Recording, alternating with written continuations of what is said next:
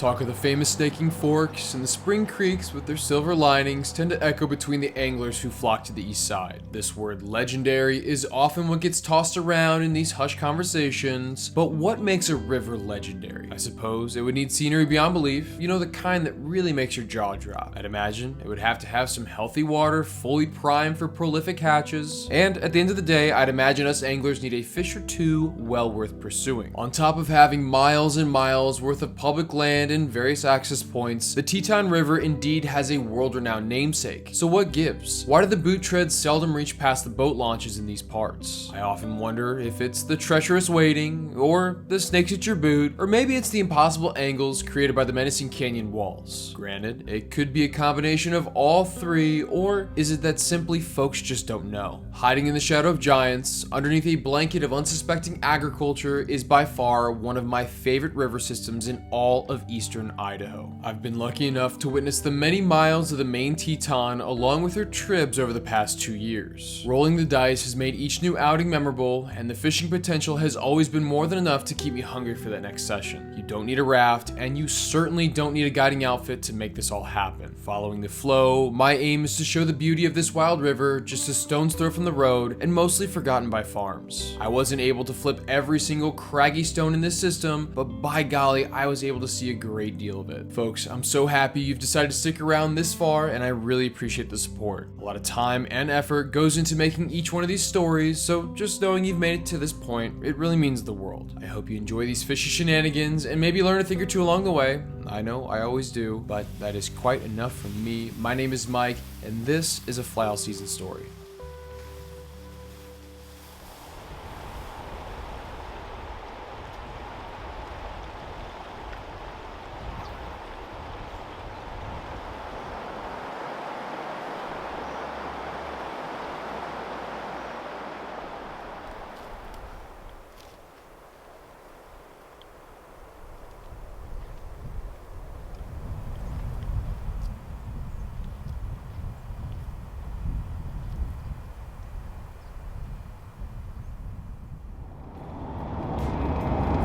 Well, folks, there has been a river living rent-free in my head, that being the Teton, blazing a trail north out of Idaho Falls, just past Rigby. I'm going to be doing a little project while I'm here, trying to at least, but I want to map out this whole river. So this is the first of many adventures, hopefully, maybe some old adventures too.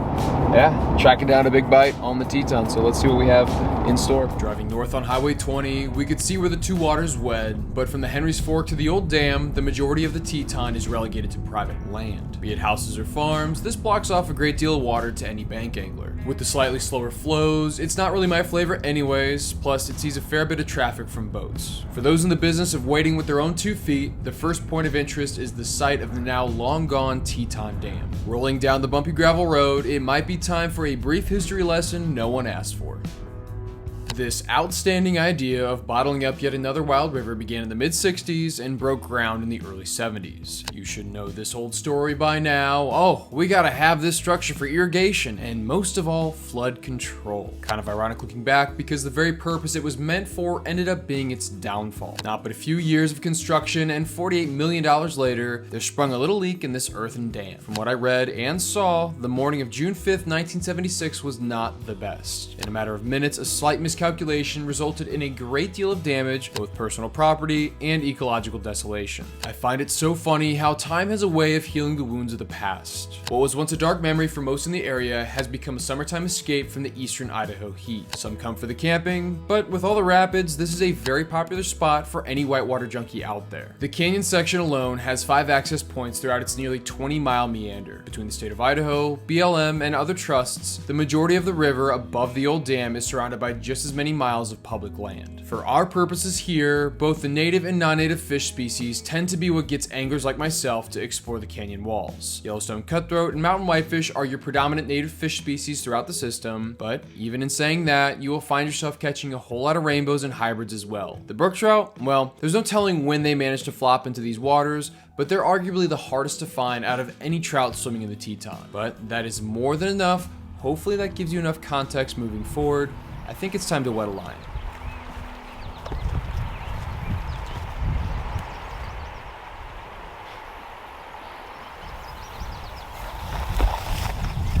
This will be my first time using the trout spay with a dry fly leader. Gonna try and swing something up. Can't tell if these are the right conditions, but gonna go ahead and see and try. With the wall of clouds rolling in overhead, it was tough to tell what exactly the weather was wanting to do. As the afternoon carried on, I could have sworn there was a darkness clinging overhead that would result in some form of precipitation. Pondering the potential didn't last, seeing as I had other issues at hand. My many solid swings throughout this run didn't so much as conjure up a sniff. The fish weren't having anything to do with my new presentation. Expectations were far from high, but I knew there were still some great fish down this way, so my buddy Nick and I kept pushing upstream to hopefully separate us a bit more from the easiest access point on this entire river.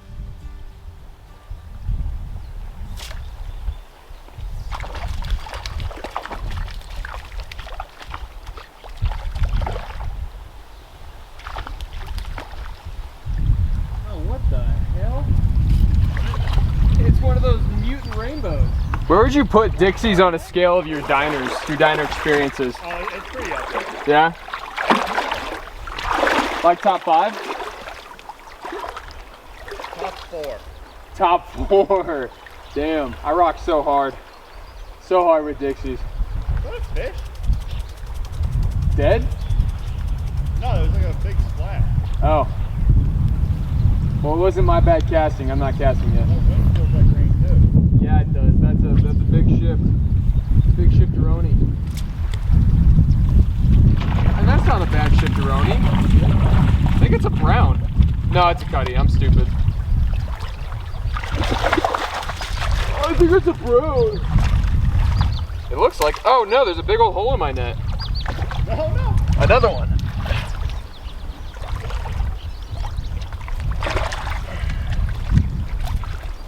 Oh man, there's 2 big holes.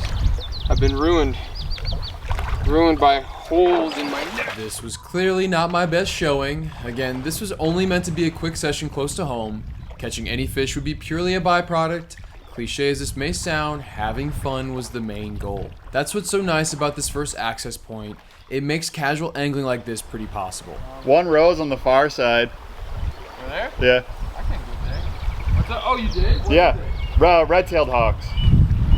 Ah! No, you took the stonefly? You took everything I own. That stonefly served me so well. Wow, I just broke it to knot. That stinks. Damn. Talk about fumbling the bag. There were plenty of chances at fish. I just managed to screw them all up. But with the way these Teton fish were feeding, I knew it would be a matter of time before something would stick. Holy Toledo! Huh?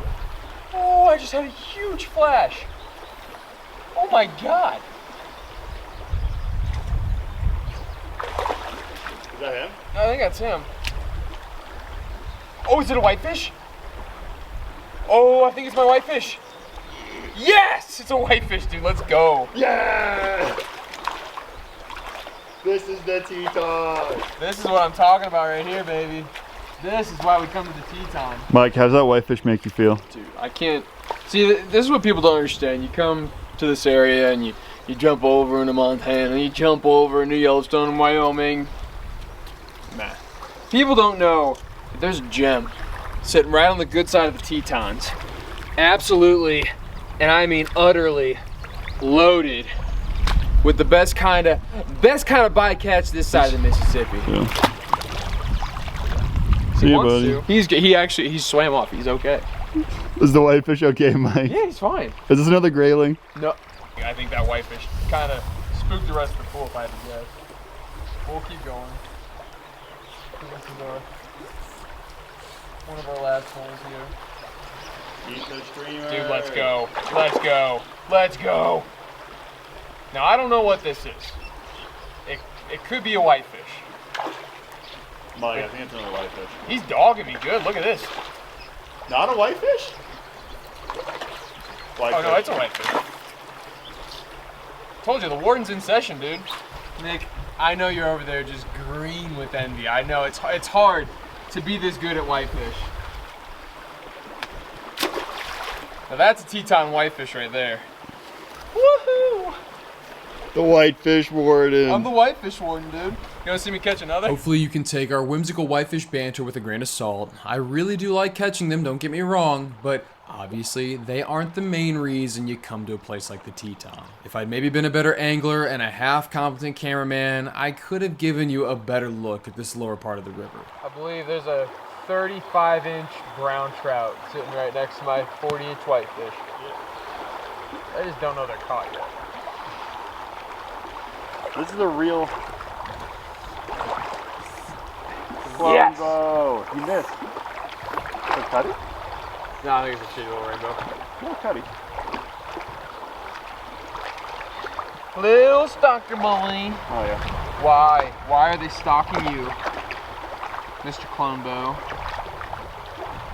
I don't foresee any merit to that.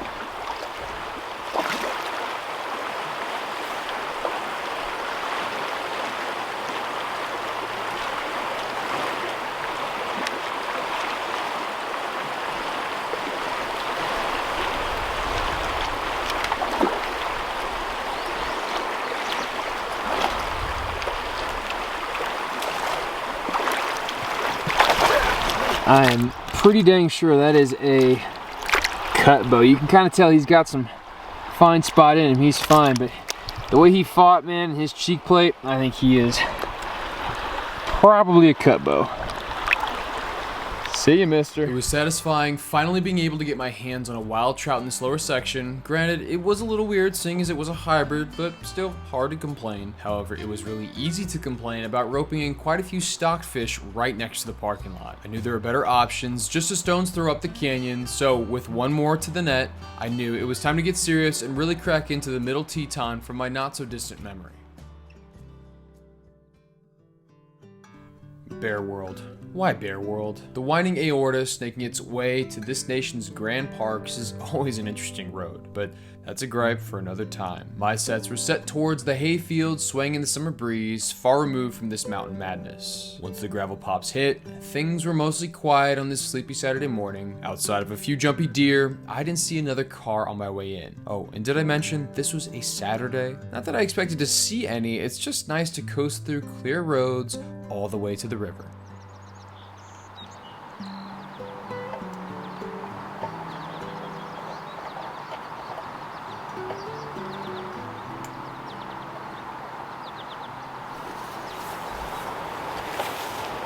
Well, the canyon light has yet to touch the water, so we're in good time, and I'm gonna hike up and, yeah, hopefully have a nice full day here on the Teton.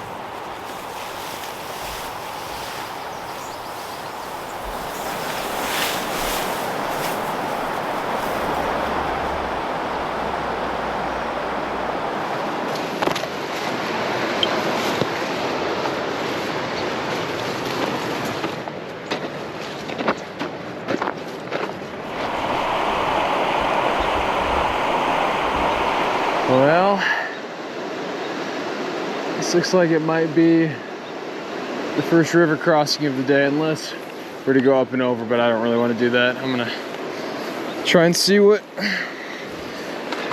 I can't do here and how deep I go.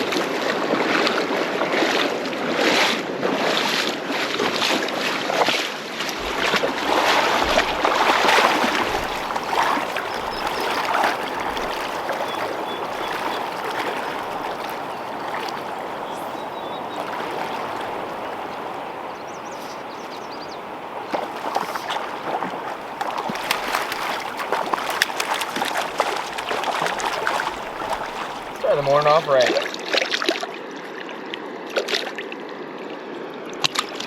Yep, there he goes. Well, he fought back. Just a little stonefly dredge for the morning. I don't see them coming up too much on the dry fly anytime before the sun hits the water, and then even after that it could take a little while. So starting off with the adjustable dry dropper as always, but most of my faith is in that nymph.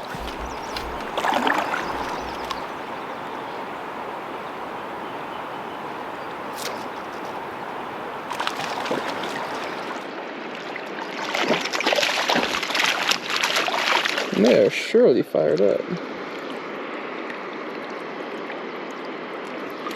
Nope, there he goes. See you, pal. I'm gonna try and slow down a little bit and be very strategic about this run, because this is prime water. I know there's big fish in here, and I kind of messed it up over there. I had one, Just couldn't get him to stay pinned. But yeah, I'm gonna pick this apart and hopefully get onto these bigger fish.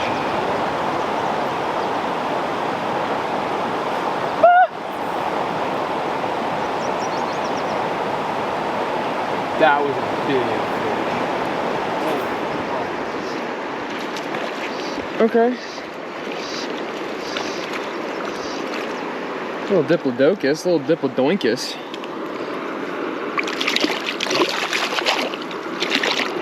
Nope, he's off. Prior to this trip, when I was looking at the map, it's spots like this that really stick out. This big open water is kind of the whole reason behind lugging around my trout space setup, and I was getting quite a few ticks at the end of my line, but every single strip set was met with no resistance on my Intruder hook. Slightly annoying, yeah, but that's why I elect to carry 2 rods.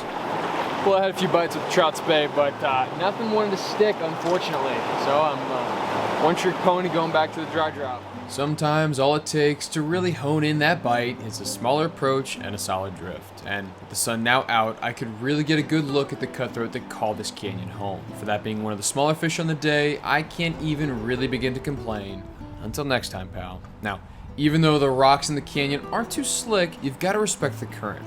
This is especially true when you're running things solo like myself. Since this is far from my first rodeo, my confidence is a bit higher than it should be, and my strong legs, they haven't failed me yet. Overall, I would highly recommend avoiding wading out this far, even if you think it's gonna land you that extra fish. Even in the summer heat, cold water and powerful currents aren't a friendly combo. Getting swept away by this wild river just isn't worth it, I promise you that. Well, my morning ratios have not been the best. I've missed a couple of really big fish.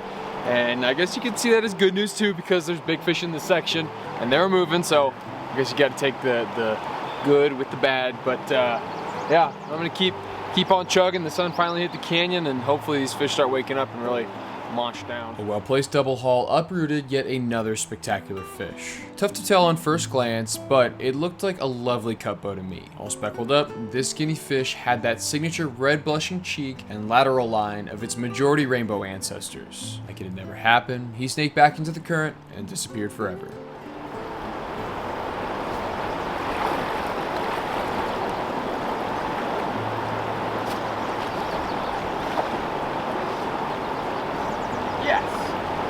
My buddy Nick would be so proud of me.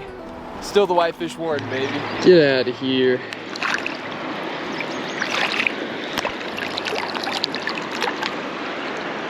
There he goes. He good. He gone. With their pointed shovel nose and torpedo-like bodies, I've noticed that whitefish are much more likely to be hanging around the faster sections of the Teton. I mean, it makes sense to me. More oxygen and an absolute conveyor belt worth of food rolling in all day long. It's clear their bodies are so well adapted, and a bit of turbid water is of no real consequence to them.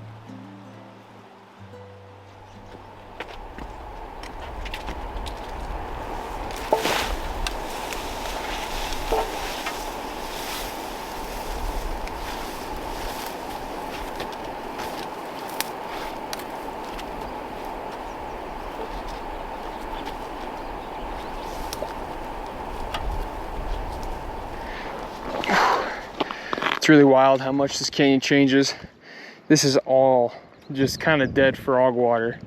It's been like this for a little while. I mean, there's still fish in here, but not that I can get to. And this is so big, so deep. Impressive, but man, hard to fish if you're on 2 legs. Whew. It'd probably be better if I had my actual snake gaiters with me, but I'm gonna put my neoprene socks up a little bit and hopefully avoid any bites, at least in the upper calf area. This should be thick enough with enough socks. Hopefully, I don't know. We'll see. I don't like snakes. Well, I don't like rattlesnakes. I like snakes. When I'm moving around the rim, there's always plenty of proof of mountain lion activity. But right next to falling off a damn cliff, I think these guys right here still scare me the most. Just little landmines tucked into a fateful rock. You just gotta watch your step. Gotta keep your eyes open, ears too, when you're walking down here, folks. And speaking of walking, boy howdy, that was a long stroll. And the leftovers of someone's lunch didn't make me feel like this was the best omen. This was partly the gamble that had me worried about some of the lower sections here on the Teton Canyon. On the maps, you can see some lovely riffle sections separated by long portions of dead water, and I mean long. Between the thistle and sharp angles, you just need to remain patient and hold a good pace. My slightly negative tone, it's not meant to dissuade, it's more so meant to be a healthy warning. It's a necessary evil if you want to find yourself smack dab in the middle of some of the higher concentrations of fish.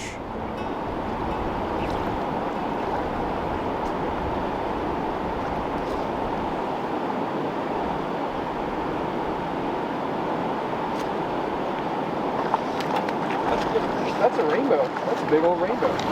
Come here, you red-sided son of a gun.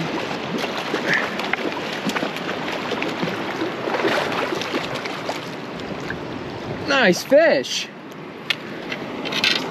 Yee-haw. Look at you.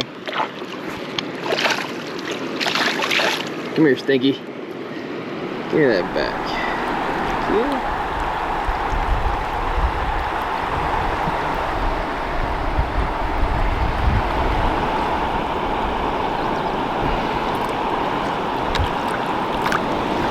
Now it looked like Buddy had like a sliver, teeny tiny sliver of cutthroat in him, but he was mostly rainbow.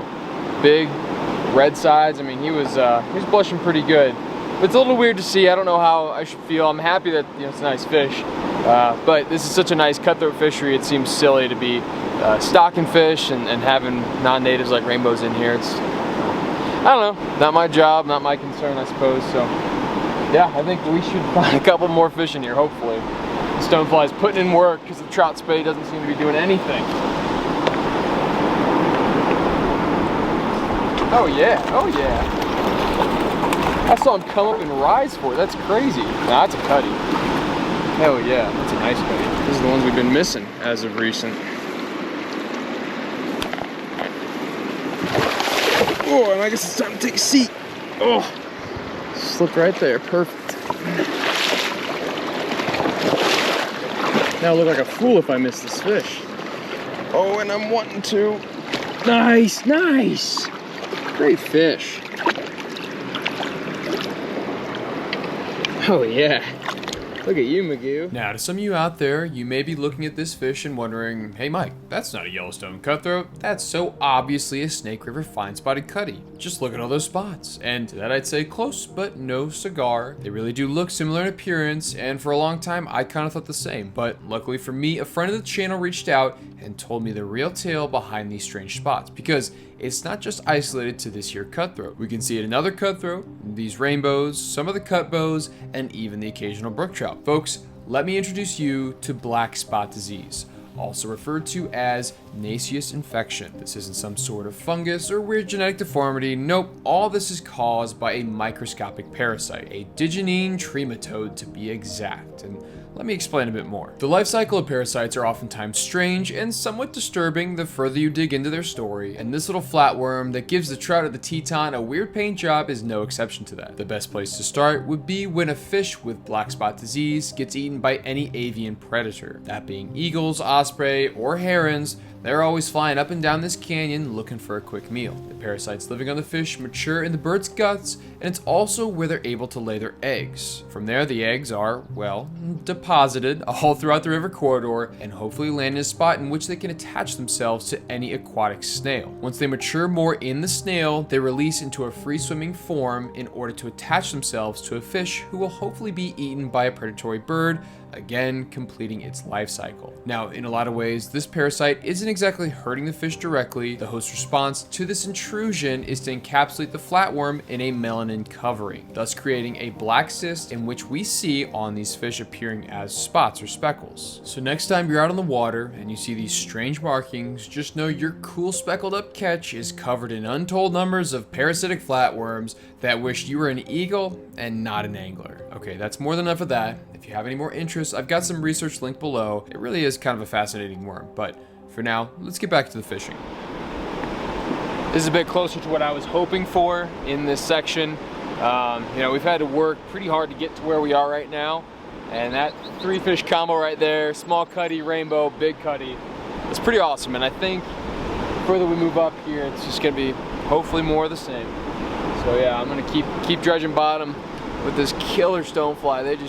They be hoovering it up, man. I don't know what it is about it. They love I it. finished out the top of this rapid section with one more really nice specimen. Again, solidifying this as a productive spot that was well worth the walk. But as the belly boats and rafts started to make their way downriver, I knew that my day might be reaching its end soon, but I pushed on anyway. Throughout these slower moving sections, I did notice that there were pockets of fish occasionally holding tight to structure, so stopping every now and then to target the sunken boulders or unsuspecting bends did result in the odd fish or two, but I would say this is a far cry from a reliable pattern. These fish were often few and far between.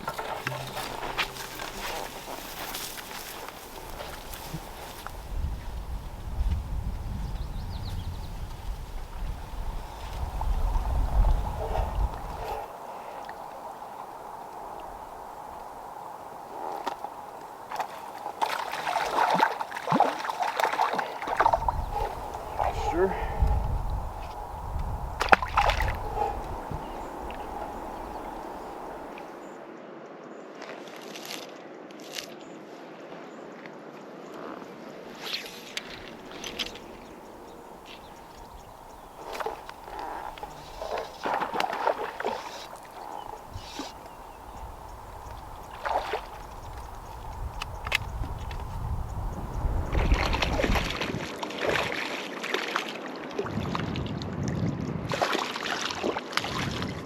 Nice. He's probably gonna flop, but not a bad little filler.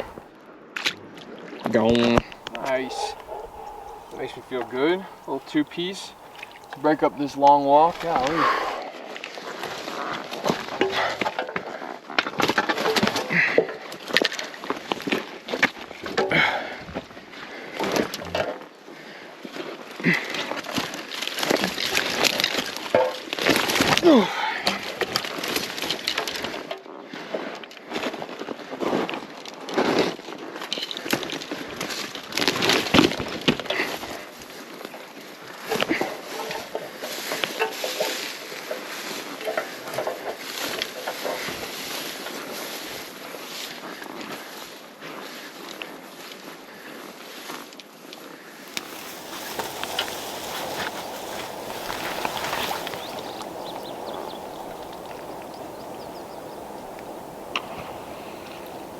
Oh, it was a beaver. Wow.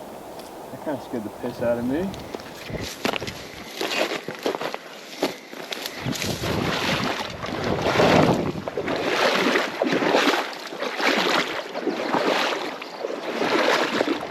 Whew. What a treacherous stretch there. Good criminally.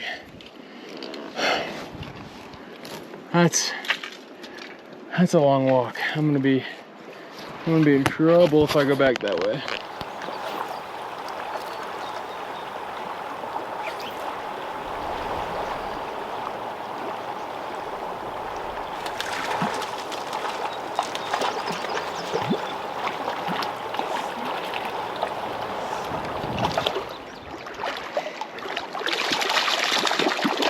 Well, it's seemingly been a while because it has been a while. There we go. See ya. Wouldn't want to be ya. One by one, the rafters of the day started to round the corner, and a few of them seemed to be wielding a sloppy roll cast. This is where in my mind I have to start making some tough decisions, because any further up, and I may be running into the pressure from earlier in their float, and I usually don't have any issue with that. It's just really not my forte, so to speak. So with the thermals now swirling hard in the strange canyon microclimate, packing up was going to be imminent, and I might as well leave while I was still ahead. With the heat now bearing down strong, I had to smoke them since I had them. One last glug of water would be my only friend as I began this gnarly hike out. Oh, fun is about to begin.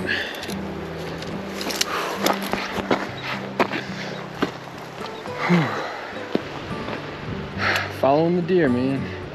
Get the hell out of here.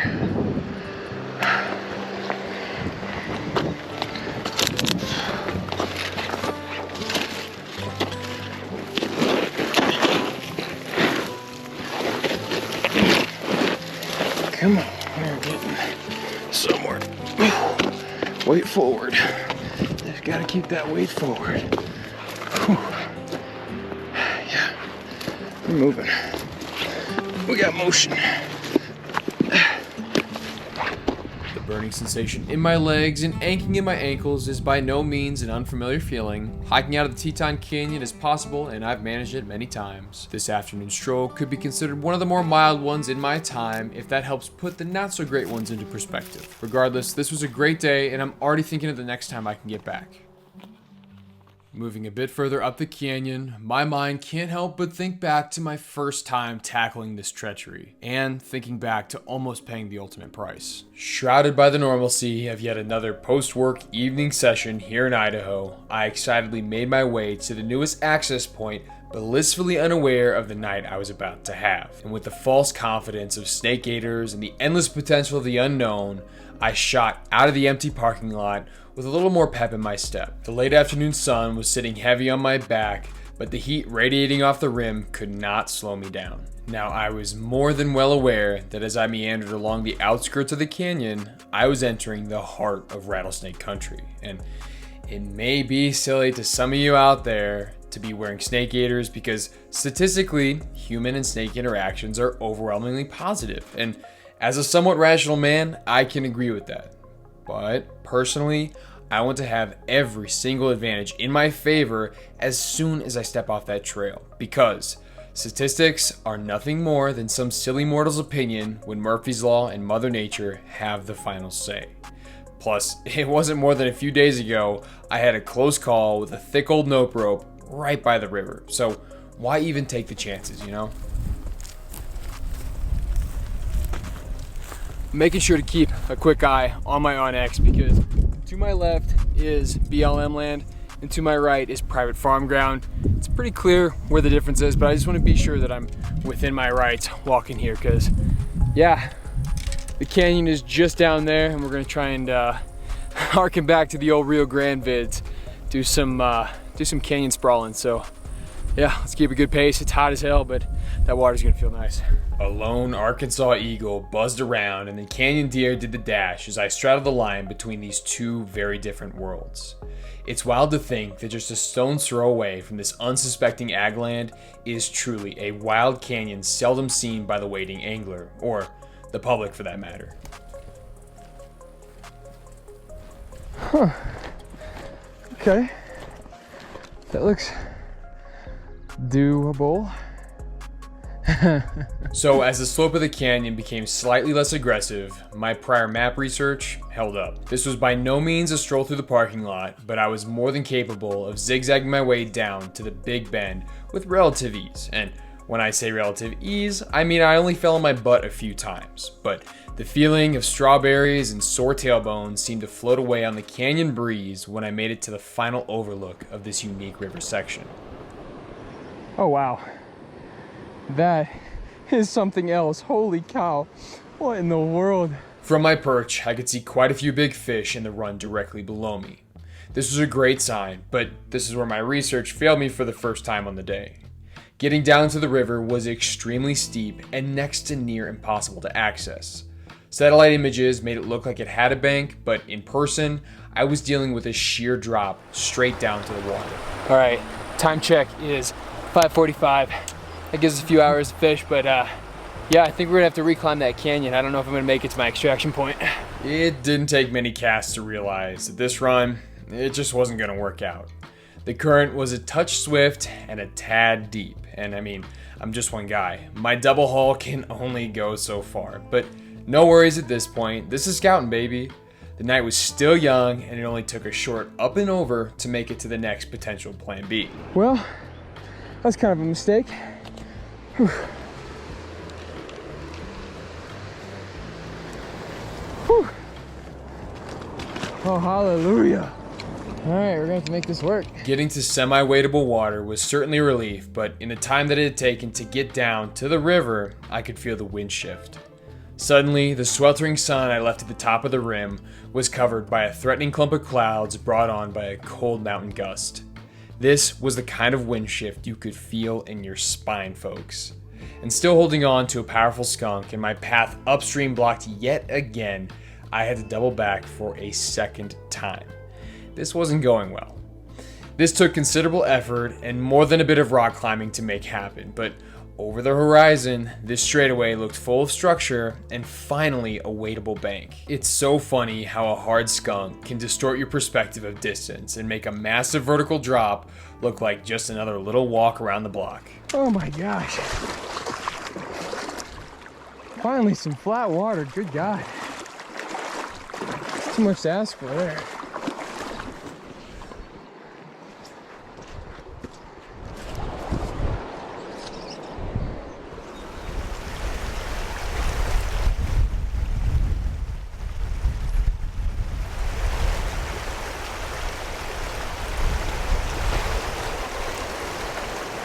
Well, at least we didn't get skunked.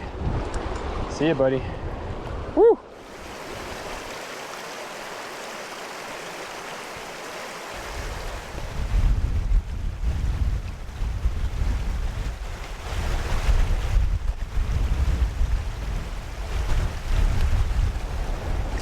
Yeah!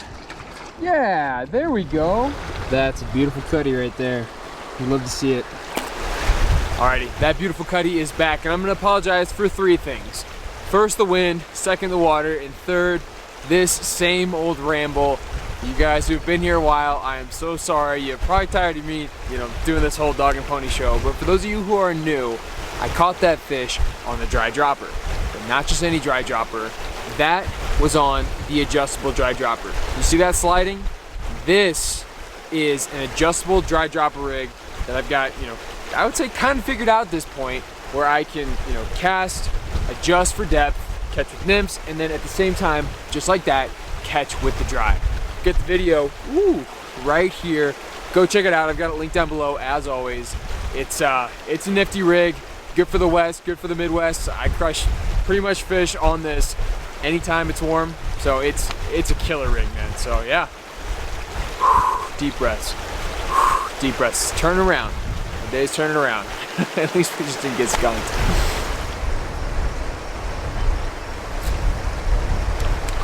Well, there's our first nymph muncher of the night.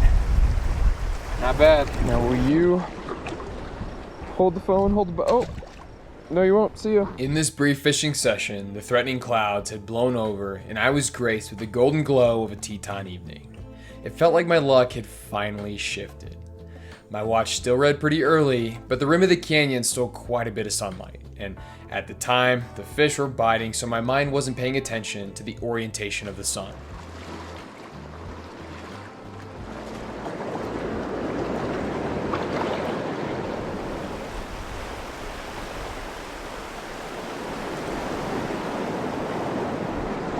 Oh my gosh. That's a good fish.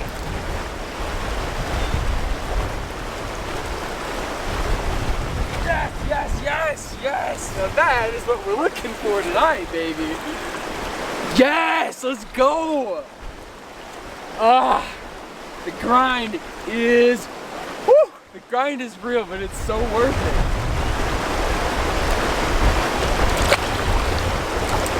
Oh, there it goes. Dang it. All right, well, you got a little look at him, but that was our best fish of the night, man. That's so awesome, they're eating the big bugs. I finally rounded the corner and lost 2 big things. First and foremost, what little sun was left in the sky was now forgotten behind the canyon walls. Secondly, I lost all the good structure where the fish seemed to be holding. I managed to pick off one last rainbow in a deep pool, but at this point, I don't know if it was worth it.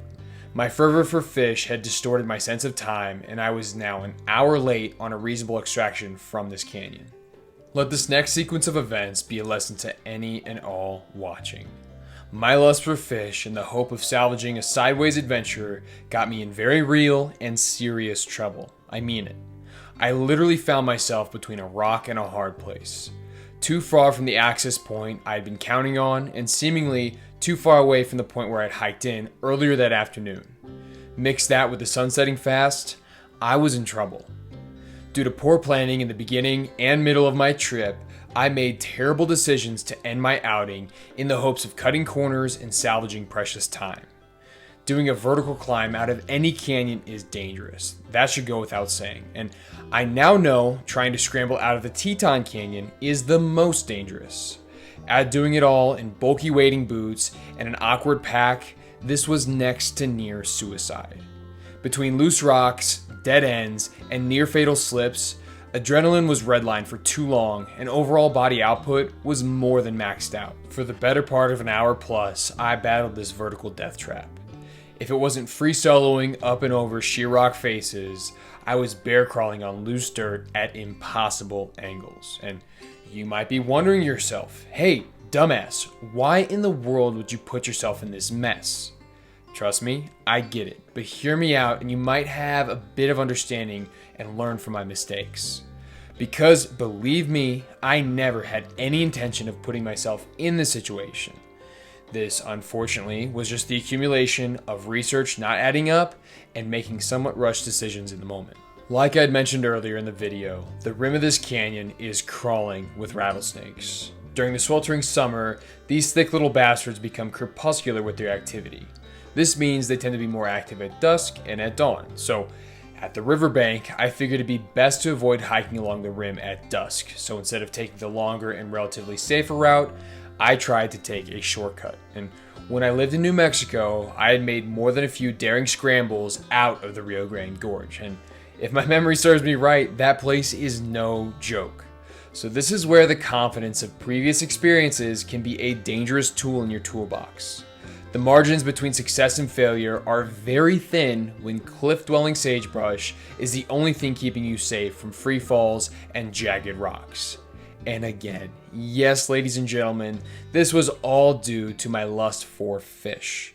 This was irresponsible, dangerous, and downright dumb. My GoPro ended up cutting out for some of the scarier parts of this climb, and I suppose that will make this horrible memory a lot easier to suppress over time. And oh, I should mention, because the vertical climb took me considerably longer than forecasted, I still ended up hiking through Rattlesnake Alley, but this time in the pitch black. So my poor decision put me smack dab in the middle of a lose-lose situation. And I laugh looking back because it just seems like insult to injury, but I feel extremely lucky I didn't step directly on this snake. Seriously, the margins were razor thin, and it makes no sense to me why I wasn't walking but 2 feet to the right. But I suppose the devil is truly in the details, folks. So, was this whole adventure worth it? I mean, I have to say yes, because I'm alive and I'm here to tell you about it. And will this ever happen again? Unfortunately, again, yes. When you put yourself in these situations, it's just a part of the game. But each of these bad experiences get banked in my mind and help to influence future adventures in order to make better decisions when scouting new locations. So, hopefully next time when it rains, it just doesn't pour. Even though I've had some really rough nights on this system, it hasn't stopped me from always making my way back. Staring down towards the bottom, there I was again. But this time, I wasn't alone. Instead of walking down the rim of the canyon a few miles, my new friends and I decided to just go straight down the slide. Mostly relegated to rafters and outfitters, it's a somewhat reliable path down to the confluence for us wade anglers. Now, keyword here, somewhat reliable. It's still a far cry from easy. Regardless, we all wet our boots in the cold water safe and sound and started in. The novelty of the trout spay was still calling my name, so I threw that as the morning sun did its best to make its way down to the water. Admittedly, it took us a lot longer than expected to link up with the first fish of the day. Oh no, you're way far away. You're good. Ooh. Is that him again? Yeah.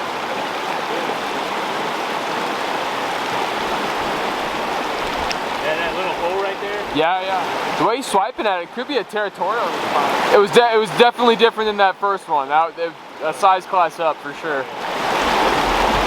I can help you out with the net again if you can get him over to me.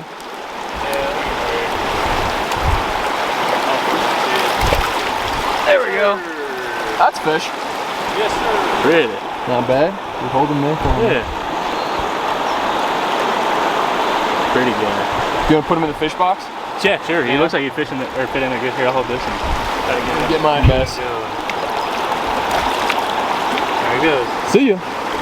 Good stuff. After my buddy Josh broke the skunk, I followed up soon after, hell-bent on getting bent on the swing, and methodically made my way down this run. With the longer rod and further casting radius, my options opened up to quite a few more spots than most standard fly rigs. This was always a slight gamble because the streamer and the nymph bite seemed to be the ticket for this morning, but at the end of this last swing, I was sure happy to have been tossing this rig. Only a few quick picks were grabbed before this healthy high water cutthroat flopped back into the rushing water of the confluence and disappeared forever. That's nice. That was cool, big. See you. Dude, fuck yeah. Thank you.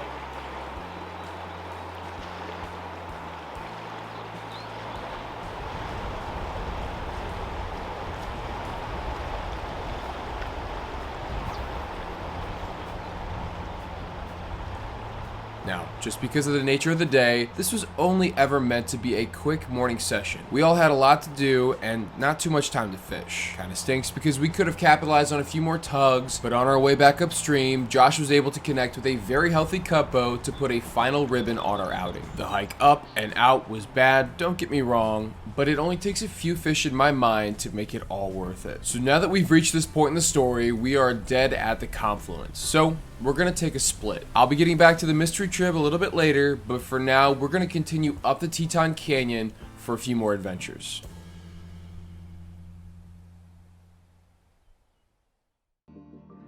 The wind was howling and the clouds were swirling on a rather strange evening here on the east side. This was by no means my first option of the night. In fact, because of a wrong turn and miscalculated GPS points, I was on the wrong side of the river with little to no knowledge of this section. The odds of this going wrong were very high, but it was too late in the day to go any further, and the rods were already rigged up. So, as I laced up, I figured, worst case scenario, I get skunked, and I fully realize I am an idiot. But best case scenario, I find some fish, and I can stave off those thoughts of dumbassery for a few more days. So, with my fingers crossed, I started down the old access road towards the river. Now, compared to most, this hike down, it was kind of a breeze. The grade was sharp, but with urgency and a strong wind at my back, I could glide past the gravel road grasshoppers with ease on my descent into the canyon. And menacing clouds were hanging well within striking distance, and I was fairly certain their looming would turn to booming as the night carried on. But as I turned the corner, the wind had shifted a bit, and thoughts of rain slid to the back burner as I started my own slide towards the sound of water.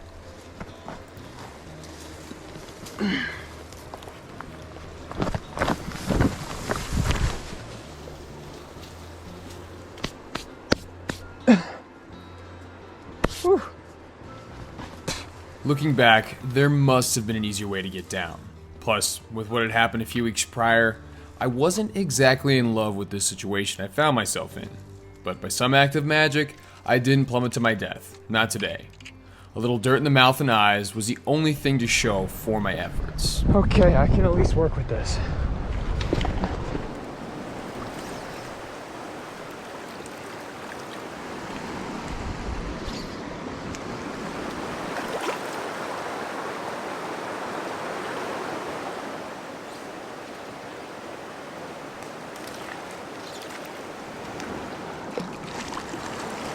Can't say I had high hopes for this session, but I'm sure glad I came down. Let's get this guy back, and I've got two quick things to tell you.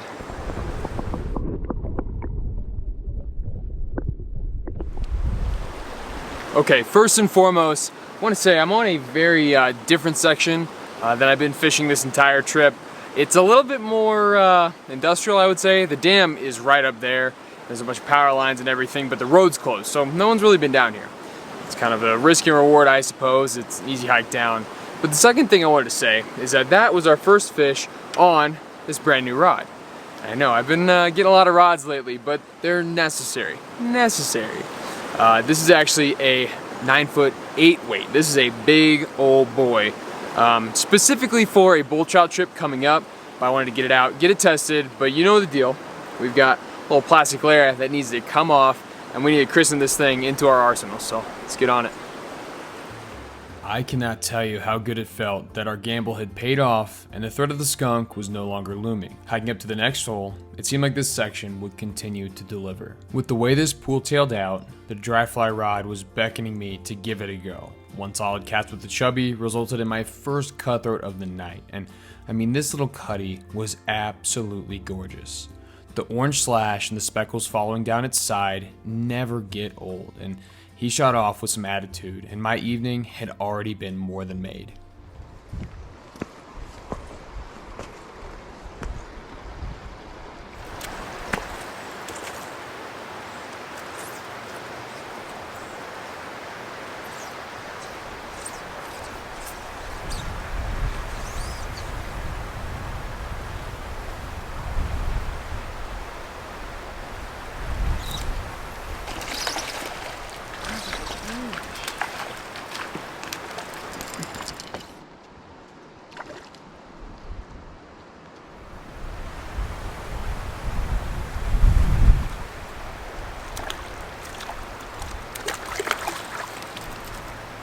Those nods of approval were very much necessary with this fish right here.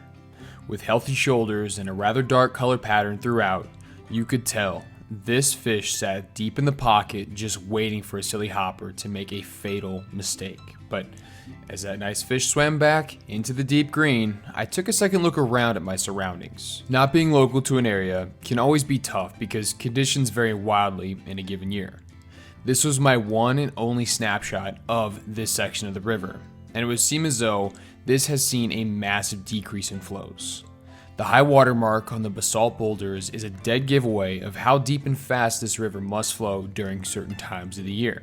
With more condensed fish hiding in holes, I was feeling good about flinging the hopper a bit more, and I will take this opportunity to preach the importance of good hook set patience, or just having a bit of dumb luck on your side. Oh.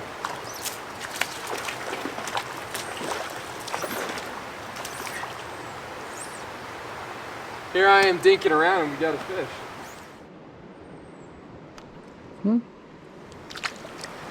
Thank you, sir. Looks like someone wasn't having a good night. We'll make sure to pack this out and bring it along with us.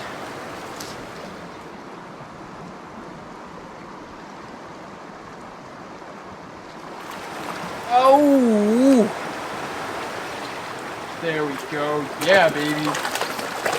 That's what I was looking for. Oh no, he got off! Oh, that was a big fish! Oh, rats. I could see him by this rock and I lift up my Stonefly and he yonked it.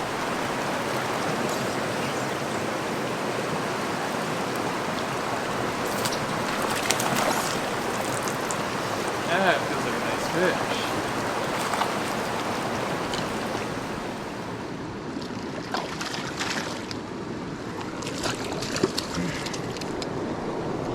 All right, Chubby is out. There we go.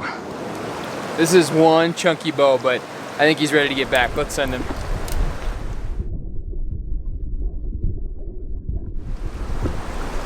It may be a little silly and pretty obvious to say, but I absolutely love fishing chubbies. They're probably one of my favorite dry fly patterns here in the West, just because of their versatility. I like to fish really small chubbies, so they can be small hoppers, big ants, bees, I mean any sort of bug out here.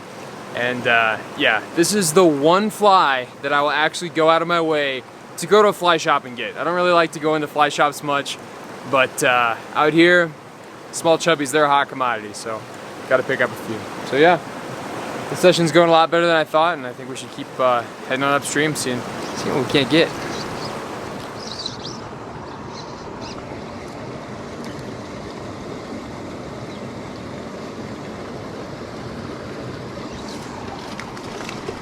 Ooh, don't fall off the rock.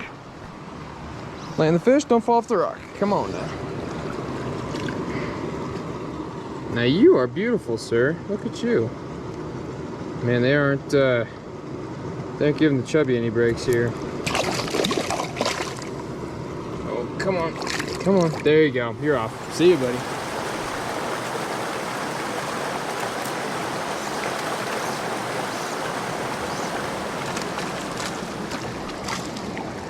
Man, they're just inhaling these chubbies. Good lord. Okay. That fish swam back strong and found asylum once again in its bouldery home. Now, even though the fish were still being extremely aggressive with most anything I threw out, I could tell my day was coming to a swift conclusion. The sun was now well below the canyon walls, and darkness was closing in. Knowing the dam wasn't all that far away gave me confidence as I battled the basalt boulders. These lava rocks remind me a lot of the Rio Grande back in New Mexico, and I remember, slow and steady is required when slip sliding upstream. And I will say, I put a few casts in along the way, but I was very surprised that I found my last fish of the evening. I was convinced that that last rainbow was all she wrote, but this last little cutty was very much welcomed, and once it slid back, then I knew the evening was over. This easy access evening trip lived rent-free in my mind for a long time because I had a nagging feeling this spot had much more potential. With the seed planted, I needed to come back. I just didn't quite know when.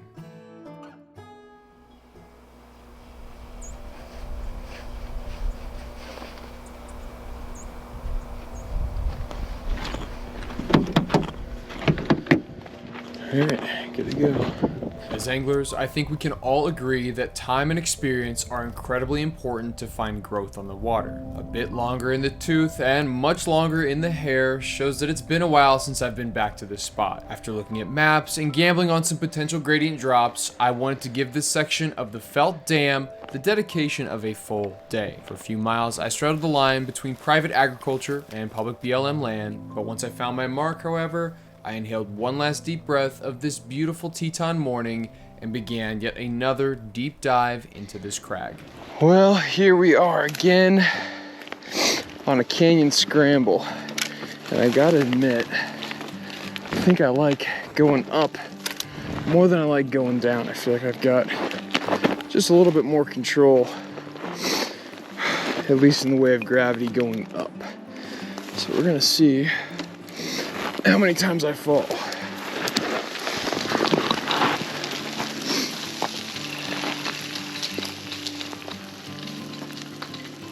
Yikes.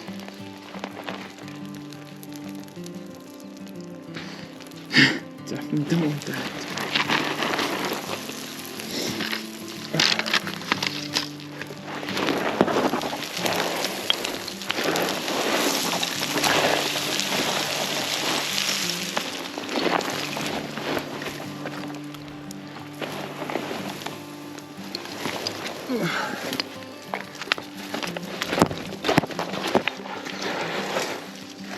Okay, I think the worst might be over. Worst case, I mean, the river's right there. Whew. I want to get to that over there. So I could probably keep riding this topo line for as far as she'll take me. Looks like the deer take this too. All right. Made it to somewhat solid ground here. Whew. All right, time to get some moving water.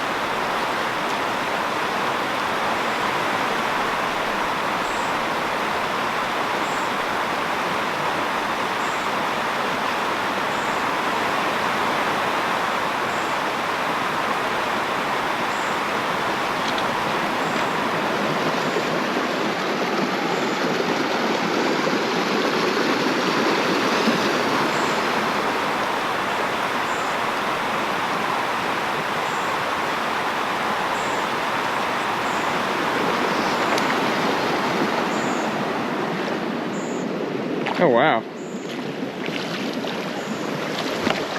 That's a great way to start the morning right there. That's perfect.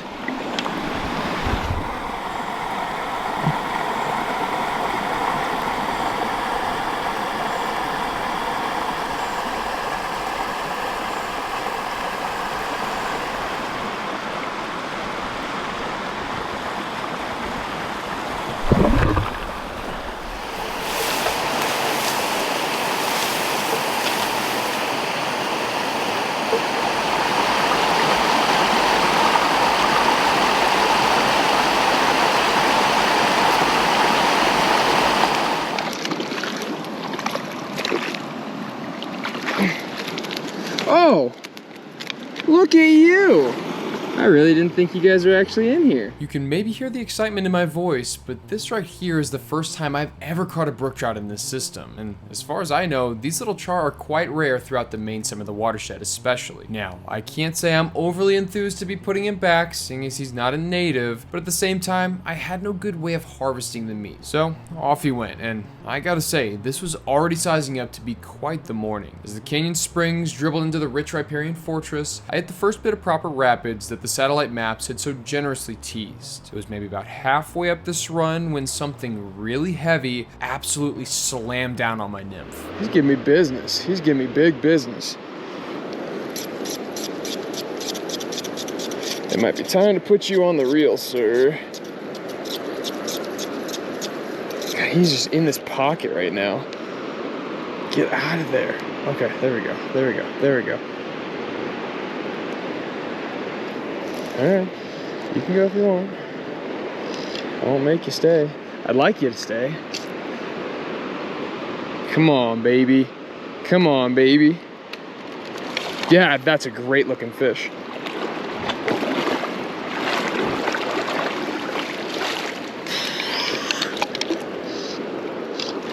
No, no, no, no, no, no, no, no, no, no, no, no, no, no, this is bad.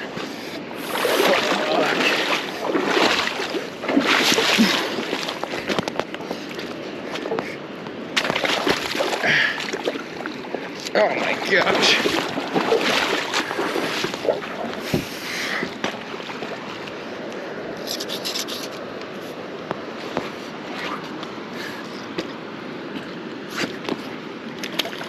Come on, piggy. Come on.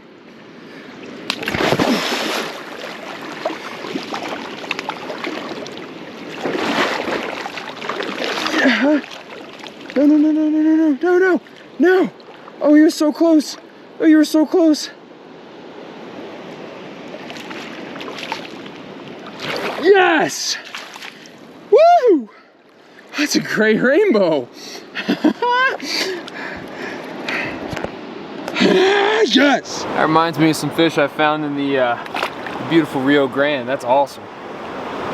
This fish right here, this is a canyon piggy. This is what we're after, which is really, really nice.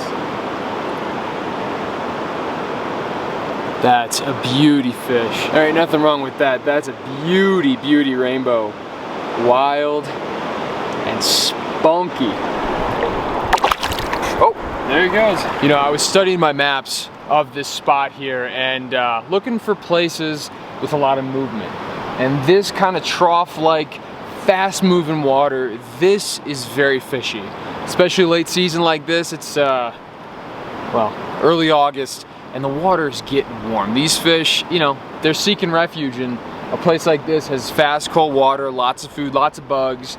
And yeah, I caught that little guy on just a, you know, kind of a modified copper john, really deep. I mean, we're talking like 8 feet under my adjustable dry dropper, and you know, this rig is just one of my favorites. I've talked about it a bunch, used it a bunch, and it's for situations like this because they could get going, start eating something off the top. It is hopper season after all, but for the most part, I know they're gonna be eating the bottom. So yeah, tied on the copper john, adjusted accordingly, and yeah, that fish he put me on my wheels. That was awesome. And it's funny with these kind of fish, like your migratory fish get long, like your steelhead or your fluvial bull trout, they get so long, but like resident canyon fish, kind of like this, they're not moving too much, I would say. They get chunky, and it really reminds me of fish like back in the Rio Grande, like the Rio Grande Gorge, not too dissimilar from this. But yeah, the fish, they just get footballs, man. It's so cool. It's so cool. Well, I mean, that kind of made my day right there. That was everything and more. So yeah, maybe he's got some friends. I don't know. Let's keep going though.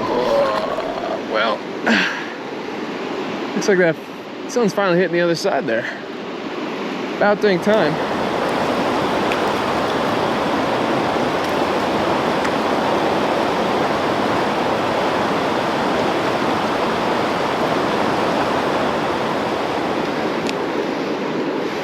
Yo! That felt fishy. That felt awfully fishy.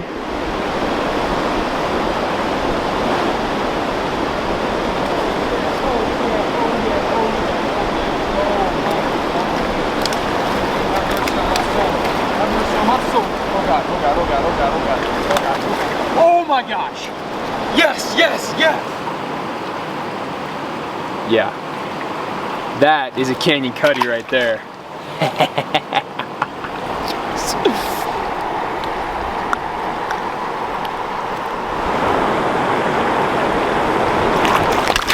Whoa, alright, see it.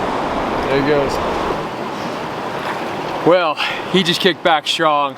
And that's another really nice fish, just again out of this one run here. I figured there'd be a couple, but that is so fun, man. This is why you come here. This is why you come to these places, man.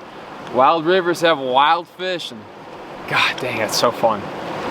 But yeah, I'm gonna get all straightened up here and go up to this next one. It looks just as good, if not better. Summer was still screaming above the rim, but deep down below, the chill of wet waiting was quickly bleeding out my core temperature. The occasional snack and a hurried pace are about all I can manage to slow the creeping cold. But luckily for me, the fishing seemed to be heating up. Spending a considerable time in both New Mexico and Arizona, I've got a fair amount of experience fishing places like this. And something I always find so funny, dare I say random, is the fish distribution.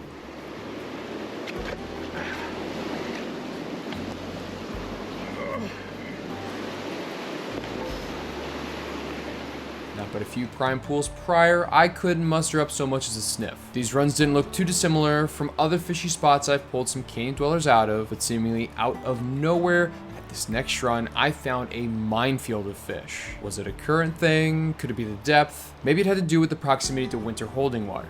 You know, I'm not really sure. All I know is that there was a truckload of unpressured footballs in this precarious spot. I gotta be honest, I barely could stand here. I had to jam one boot in between two boulders to create some sort of stable base, while I got barely balanced out with the other one. It was a real tightrope. But even if the balancing was kind of tough, this flurry of action right here kind of solidifies my stance on why the Teton can rival any other rivers in the area. It may take some, well, light hiking, but hauling in each healthy trout was starting to get downright hilarious. I mean, it was almost a fish every single cast. Oh, there's no way. If that's a big fish, there's no way I'm getting that out of there. No way, Jose.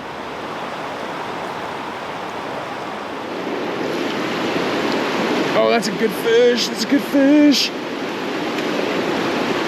Get over here. Get over here.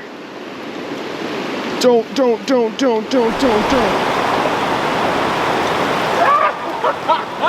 Yeah! Woo, dude, look at this freaking fish. No way this is happening right now. Yo, that's what you're coming for right there. That is good stuff. I love it. All right.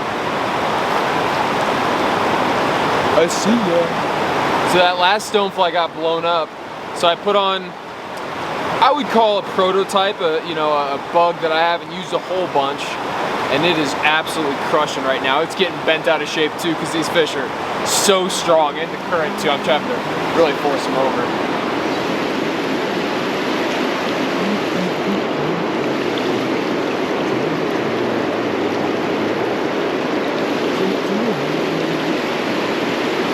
Oh, that's the biggest one of the freaking pool. That's the biggest one of the pool. Oh no. Oh no. Oh no. Oh no. Oh no. That's. Come on. Oh no. Is he still on? I can feel him. Oh yes.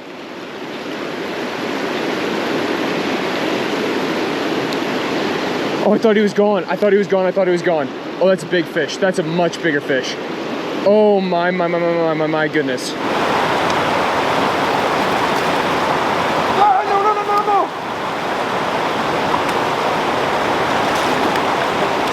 Ah! Yes! Woohoo! Yes! Ain't no way he got stuck. He literally got stuck. Ain't no way. Oh my god. Right as the rain's coming in, whew, we just got ourselves the biggest rainbow of the day. Let's go. Yeah. Yep.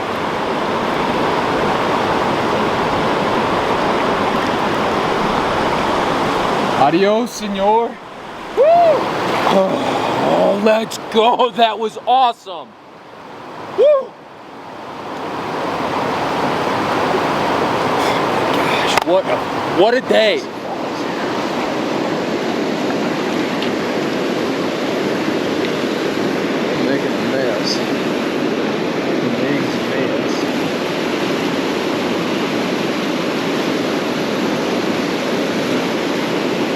I thought there'd be a fish in here. Oh my, and it's the biggest fish of the whole show.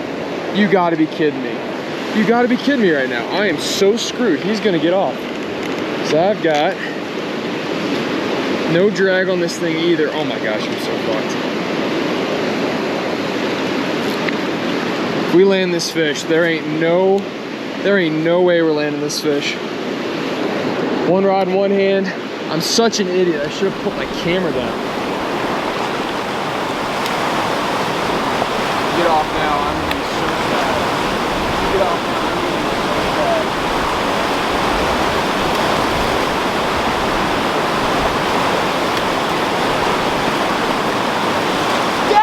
No way! What the hell? Ah! Woo-hoo! Nuh-uh. There ain't no damn way. I love canyons. I love canyons. Woo! I had absolutely no business landing this fish. I cannot believe we got him in. That was insane. I mean, that's what you want right there, baby. That is a phenomenal fish. You cannot beat that.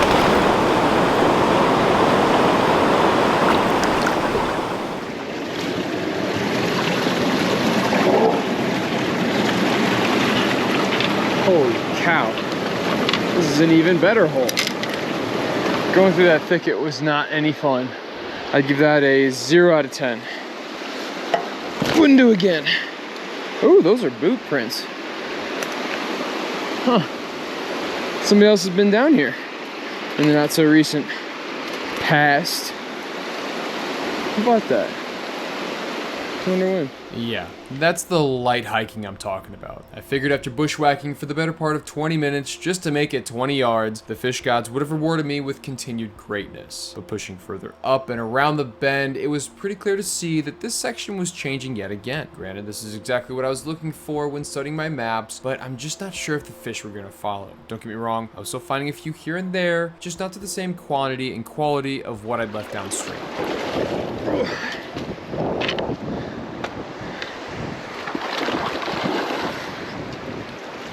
Push that one limits.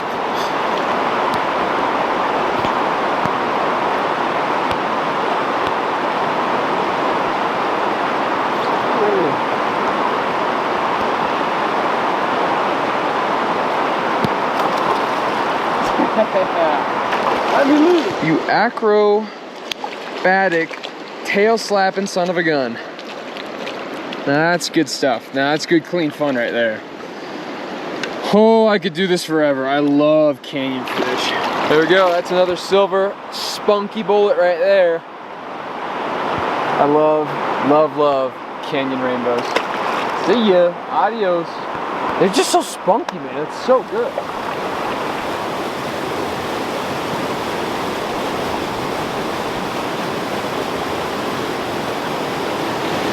Hello, cute bird. Cute baby.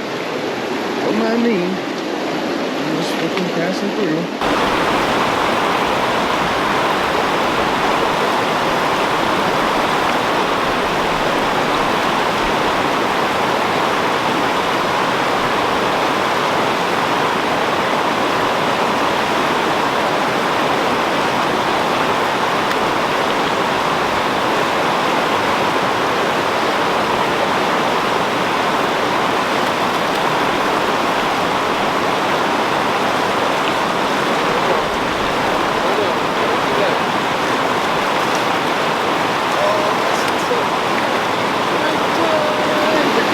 Figured you'd be in there. Come here, man. Let me have a word with you.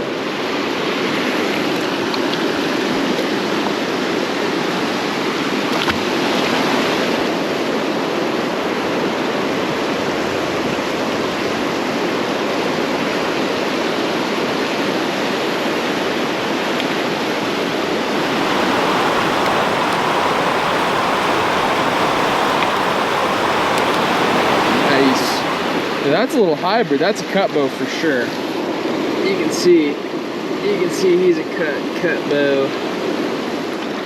Easy, easy, easy, easy. That's the beauty of a canyon watershed.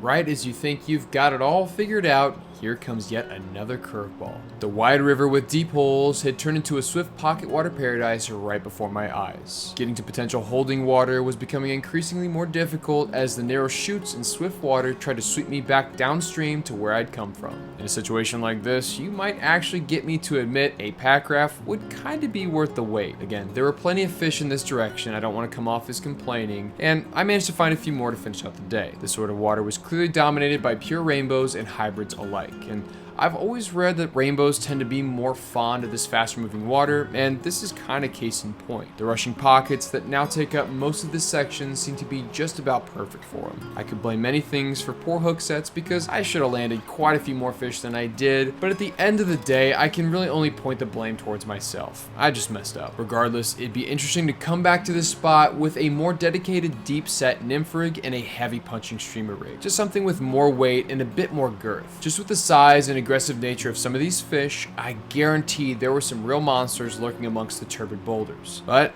that would have to wait yet again. Well, off in the distance I can see more rain. Can't tell which direction it's coming, but the thunder sounds louder, so I would assume it's coming in this direction.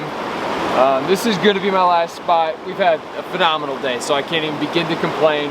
No, actually, well, I wouldn't even begin to complain because, yeah, this has been so much fun, but gonna look for one more fish, one last fish here on the Teton, at least for this trip.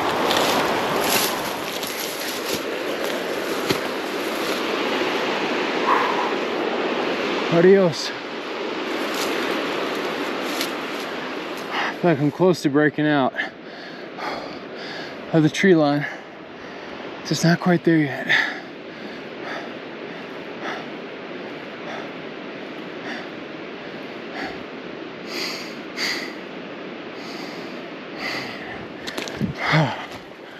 Jeez Louise.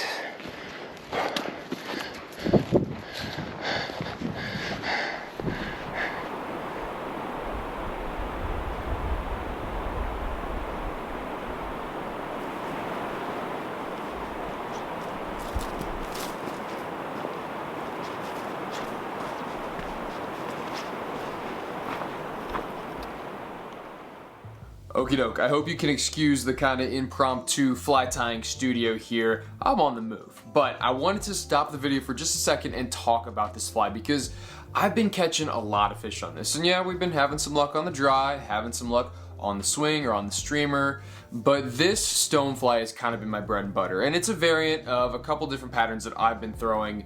Again, this isn't a specific, this is just an amalgamation, if you will, a Frankenstein version of what I like in a Stonefly. I like it big, I like it buggy, and before I kind of give the why I'm throwing it, let's go into how I'm tying it. So it's pretty standard. You're gonna get a good hook, get a good bead head, and yeah, this is kind of a bigger tungsten bead. You know, you could wrap some lead, that's fine and well, but I like that bigger bead instead. So what I'm gonna do is I'm gonna start with my tail, just grab some rubber legs, whatever color you like. I'm gonna be using yellow in this situation because yeah, there's a lot of golden stones, if you will, that I've seen. I'm gonna add my next set of legs on either side, and then from there, grab your chenille. And again, the chenille can be any color, any size. It doesn't really matter. From browns to yellows, blacks, anywhere in between, even grays. You're more so just trying to get that profile. But then once we got that kind of in a good spot, I'm gonna do a quick whip finish and push that bead over my,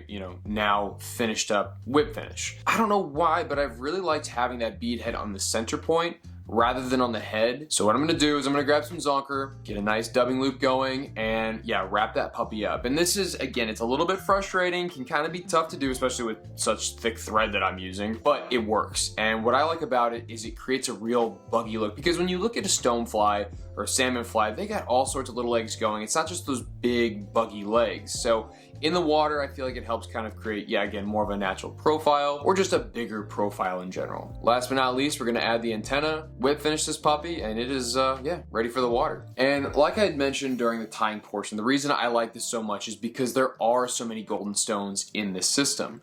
And I found just in general out west, throw big, catch big. And this is a big, big profile. The rainbows, the cutthroat, even the whitefish were going after something like this. It's a big meal, high protein, and yeah, it just flows well in the water. And when I'm running a 2-nymph system, this is a great one to have on top as kind of an anchor. So with that tungsten bead, it's really heavy and it's gonna get down. And with the chenille and even the zonker, it's gonna get saturated and it's really gonna pull down because this water in the Teton is fast, it's very turbid, and so you need to make sure that your fly is getting down to these fish. And when they see something this big and this juicy, they really don't have much of an option to look at it before they eat it because, yeah, a high protein morsel like this coming by, I mean, I'd eat it too. But that is more than enough there. I have said quite enough. Again, super stupid, simple fly, but it works. So yeah, let's get back to the story and back on the water and hopefully catch some more fish.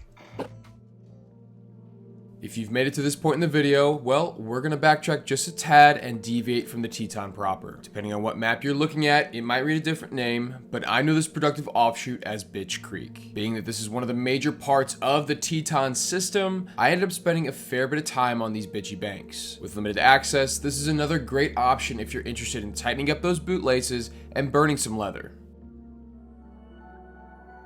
With work wrapped up for the afternoon, I was fairly certain no one would miss me, so it was time to hit the road and head east for the night. Now, the valley was hot. The blacktop, it was telling me that it was very much summer, but the snow-capped silhouette of the Tetons in the distance told me cold water, it wouldn't be too hard to find. And I'm not talking about the driftboat choked waters of the Henry's Fork or the Snake. No. I was in search of real solitude. The only thing in my way was high gas prices and the residual tourist traffic leaving the park.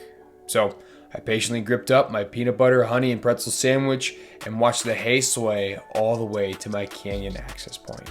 So, with the first of many evening sessions now just a short walk away, I took a deep breath of cut crop and pine and got geared up. It was still a warm one on the outskirts of the rim, but it wouldn't take long to slide into the shade and begin the downhill descent. And I've said this before, but I will say it again and again. Studying maps never does the landscape justice. Once you finally get your boots on the ground, things will always be longer and steeper. Holy cow. Getting out of here is gonna suck.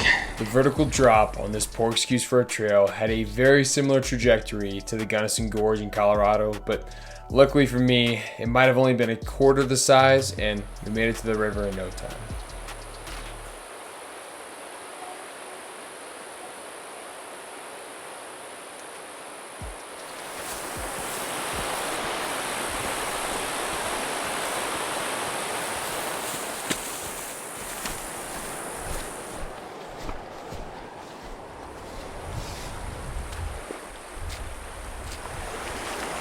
That, ladies and gentlemen, is my first rattler right there. Holy cow.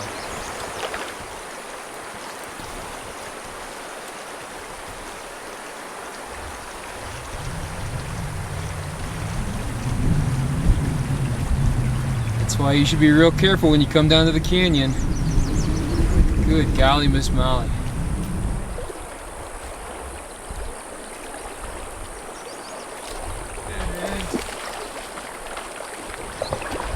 Thought one of you might be sitting in there.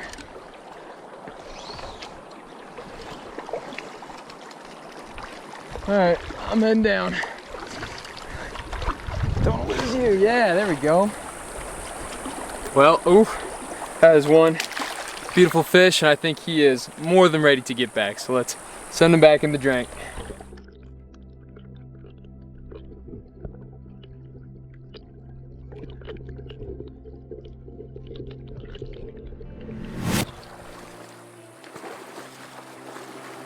I kept pushing upstream without much luck, but as the shadow of the canyon crept, I felt like it was only a matter of time before the fish would turn.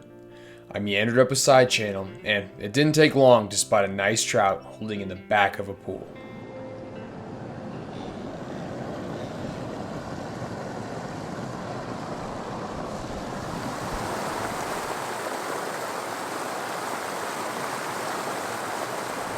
That was so sick.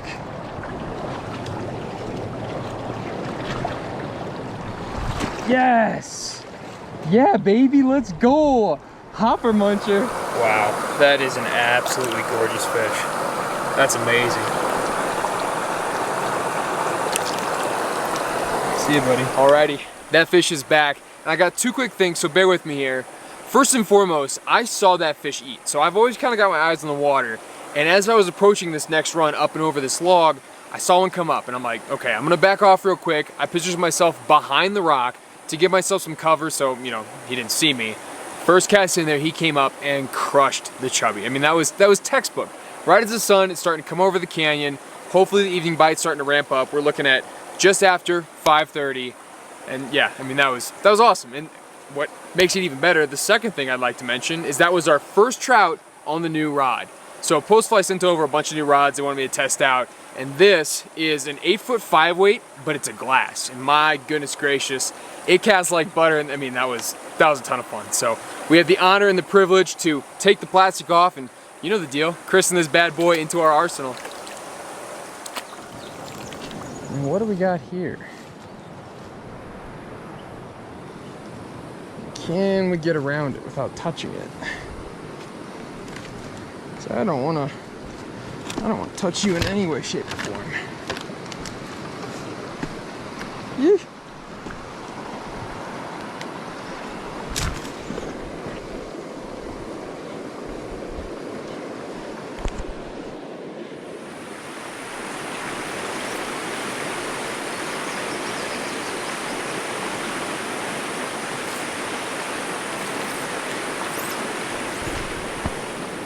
Think you wanted that? Oh. All right. See ya.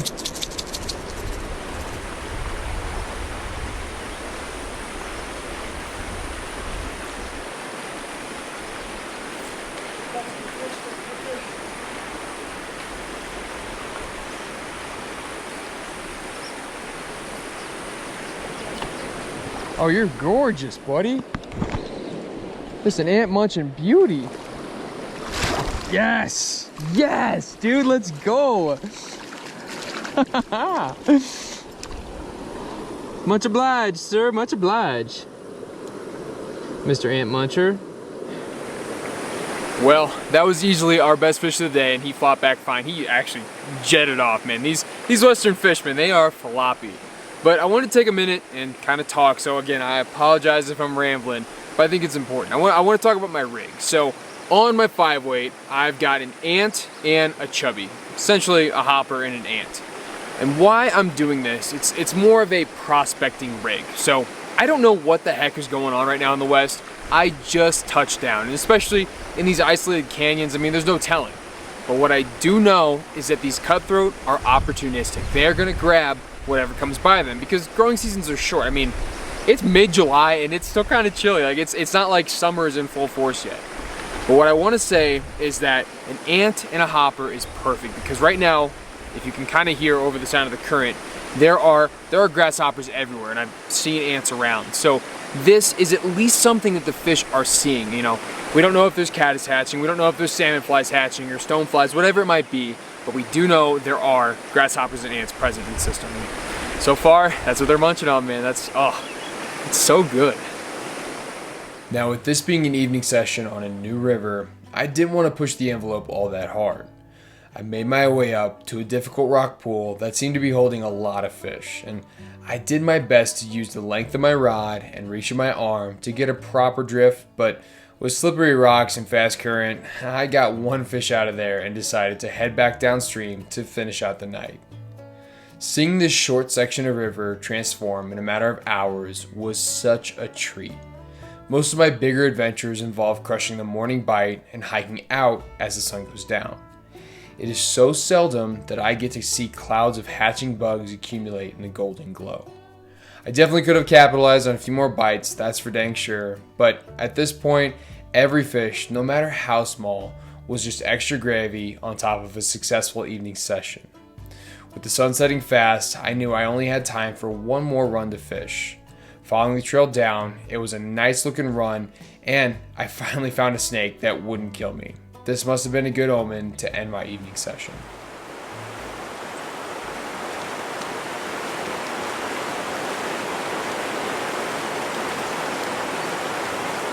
wish I had 2 fish on.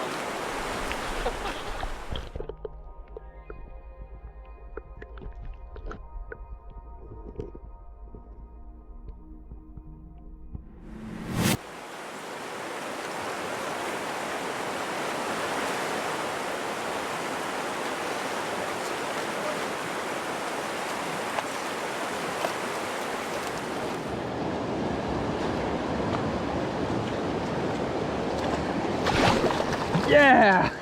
Holy cow! There we go, now we're cooking, baby. The whiteys are coming out. Oh, hell yeah, dude. I think you wanted that? Oh, come on, buddy.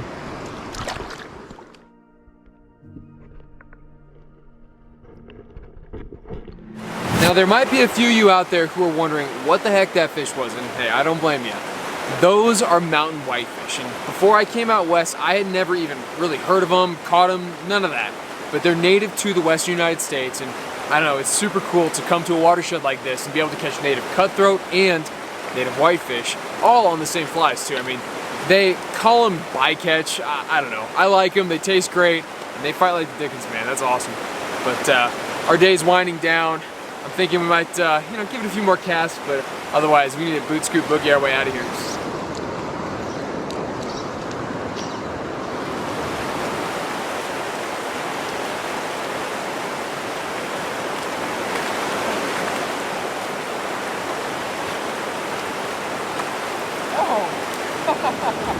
Well, the whitefish popped off and I got the cutty. That's pretty funny, man. Thanks, little guy. You are beautiful. All right, it's time for the dreaded hike out of here. I kind of ran down it this afternoon, early evening, but yeah, it's gonna be a grind to get out of here, I think. The hike out did kind of suck, but that's just part of it. I can always rack it up to good training for trips to come, but for only a few hours on the river, what more could you ask for? I think I could have done without the snake, especially on my first adventure, but I suppose they are just another thing I need to get used to when fishing in the West. Separated by a few years' time, I found myself at the same access point just a stone's throw from the Teton. Other than a new hat and a few more scars, the only difference this time around would be that I wouldn't be fishing alone. That's it, yeah, that's my baby. Damn, dude. That thing is sick. It's pretty heavy. You get broken. I use this because it's I saw that. Yeah, been doing my best. I think I messed up big time, but also kind of had a cool, like I messed up 2 batches of film because I think I was using the wrong film. Yeah. But I had a couple turn out really, really cool. Yeah. So I'm pretty happy about it.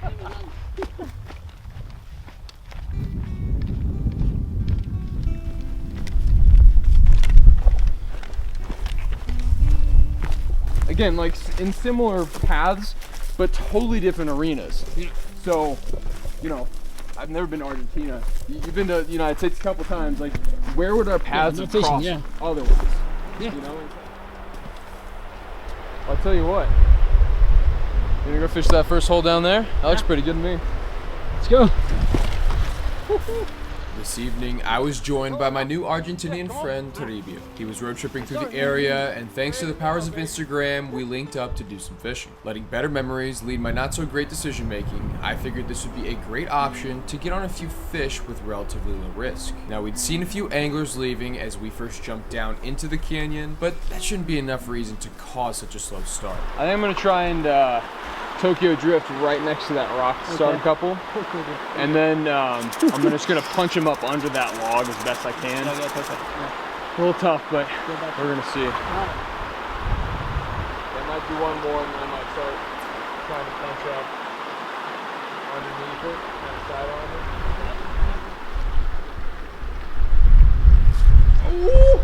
it. Do you want me to hold anything for you? No, I'm good. Rod, okay.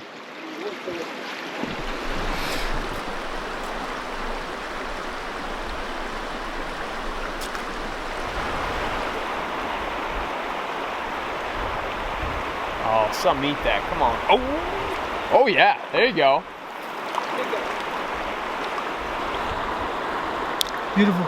Oh, sorry, man. No, I got him. He good. Toribio did manage to break the skunk on a French fry-sized cutthroat, but boy howdy, I was scratching my head wondering if the water was just too low this time of year. Alrighty. We're moving, we're shaking. We're gonna track down these dang fish. Yeah, I know it. I know it. I know it.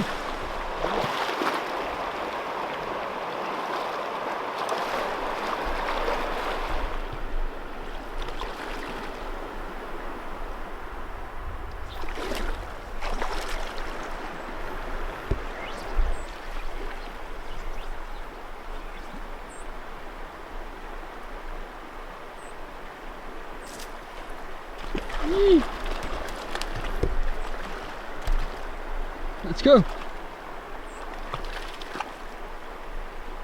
here, you.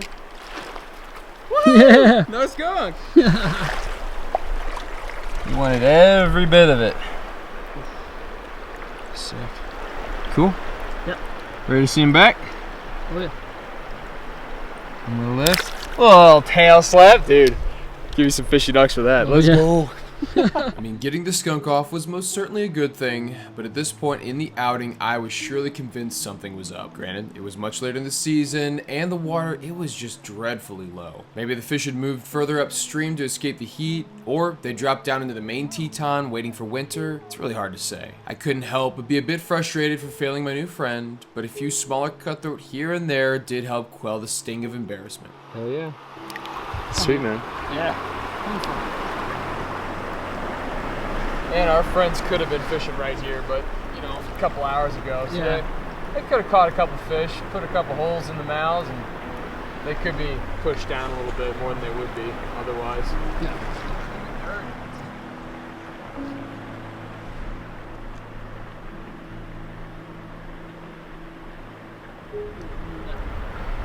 I love those par markings, man. They're so good. Adios. I was going right to you. Despite the low water being a thorn in our side, it did allow us to see a ton of new water that I simply couldn't reach the last time I was here. All the stumbling and climbing led us to a lot of good holes that seemed to have potential, but they were painfully quiet tonight. The silver lining in all of this is that I could at least walk away with some new data points marked down for the next time I try and make it back. No more fish were found on this late summer evening, but just because the trout were quiet didn't mean the other canyon critters were. It's like now that he's kind of calmed down, Yeah. he's just chilling, dude. He doesn't give a rat's ass.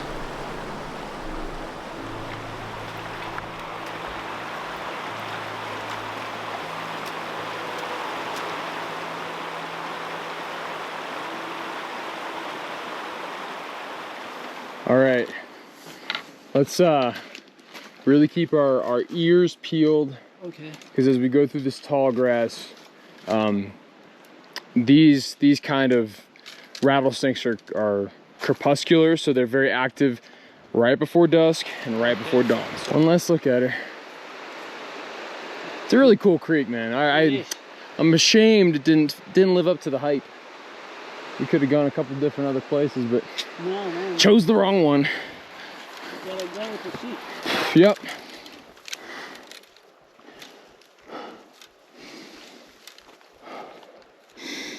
We're almost there.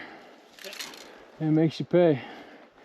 You can go play in the canyon, you gotta pay. Yeah, absolutely.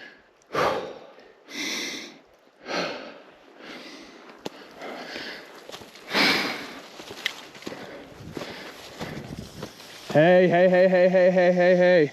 We hear you, sweetheart. We hear you. What's my left? Oh, right there. See you through there? We hear you, sweetheart. Don't you sweat it. We're so glad you gave us a little bit of a warning, though. As if a friendly reminder that we'd pushed our luck for tonight, this beautiful rattler gave us a much welcomed warning on our hike up and out of the canyon. Somewhat sobering, yeah, but it's always amazing to see these critters, just from a very far and safe distance. Even though the fishing left a little bit to be desired, this was still a very memorable outing with a great new friend. What'd I tell you? They're crepuscular. They're coming out this time of night. You said it, man. It's insane. That's so sick, man. That's the first time in my life I hear that. That's Yeah. something I really wanted to experience. Well, and it doesn't sound all too dissimilar from like a grasshopper or like certain types of brush you walk through. You're like, oh my God, is that a... But no, Just a big old nope rope right there. Well, we couldn't get you a nice cutthroat, but we got you a rattlesnake. Toribio was a new friend, but I've spent many a minute on the banks of Bitch with old friends as well. Quite a ways upstream will lead you to yet another great access point for the upper reaches of this fishy tributary. I cannot believe the meat hang is already here. It felt like just a few weeks ago I was on my way to Albuquerque International Airport, and here I am yet again, strolling through a small airport with Kowalski in tow. First on the docket was finding the best waffles this side of the Snake River, and after, we had to run by the big box to grab some last minute items that couldn't quite be brought on the plane. But with any and all serious stops now out of the way, we had nothing but green grass ahead of us, and it was time to go fishing. I've been having a lot of good luck on the Teton system just outside of town, and I wanted to get Kowalski on some pre-hang fish to break those nerves and prep for the big dance. Now, when you're with one of your best friends, there's going to be plenty of shenanigans throughout the verbal tour of the local topography, and Kowalski, he sure did get a kick out of those horny Frenchmen and their love of Tetons. Late July on the east side means that it is hot and dry, especially in the afternoons, so sunscreen is definitely encouraged when entering this blast furnace, and it must have been my Midwest roots talking, but as we rigged up, I couldn't help but remind Kowalski that this was only a dry heat, not nearly as bad as the humidity in Kansas or Missouri. But all dumb jokes aside, we were suited up and pointed our toes towards the Tetons and trampled down this old track. This was a new section for me, but I knew there was a public trail that followed an old railroad line that could give us great access to some excellent looking water. The trail was well maintained, and other than some old bike tracks, it looked like it barely got used. And even with minimal use, I still found quite a bit of trash along the way, which is always annoying. I mean, the plastic's still on it. Like, I can see. It's like brand Show us new. the rod. It's like brand new. Sleeve's not there, I guess. I will say, when we climbed back out later that night, the rod was no longer there, so hopefully whoever lost it managed to find it, or some other random person walked away with a brand new Tenkara setup.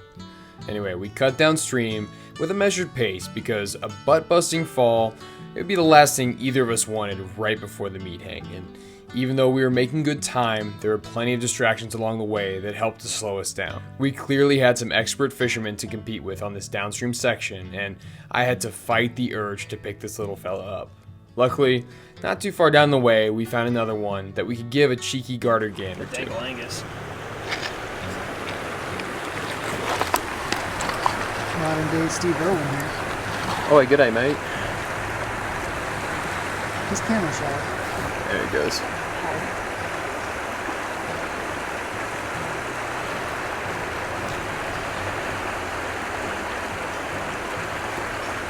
I learned everything I know from Steve.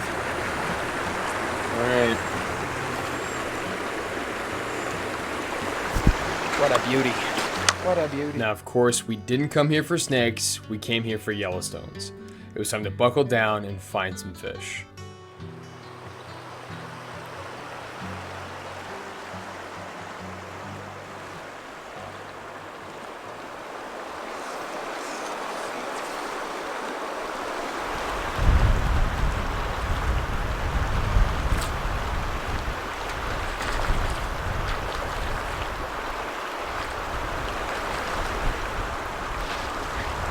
Well, that's not a bad first fish on the brand new rod, man.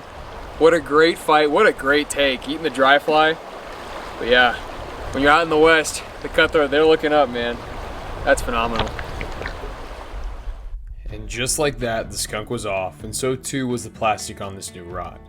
It was time for Kowalski to step up to the batter's box and do the same.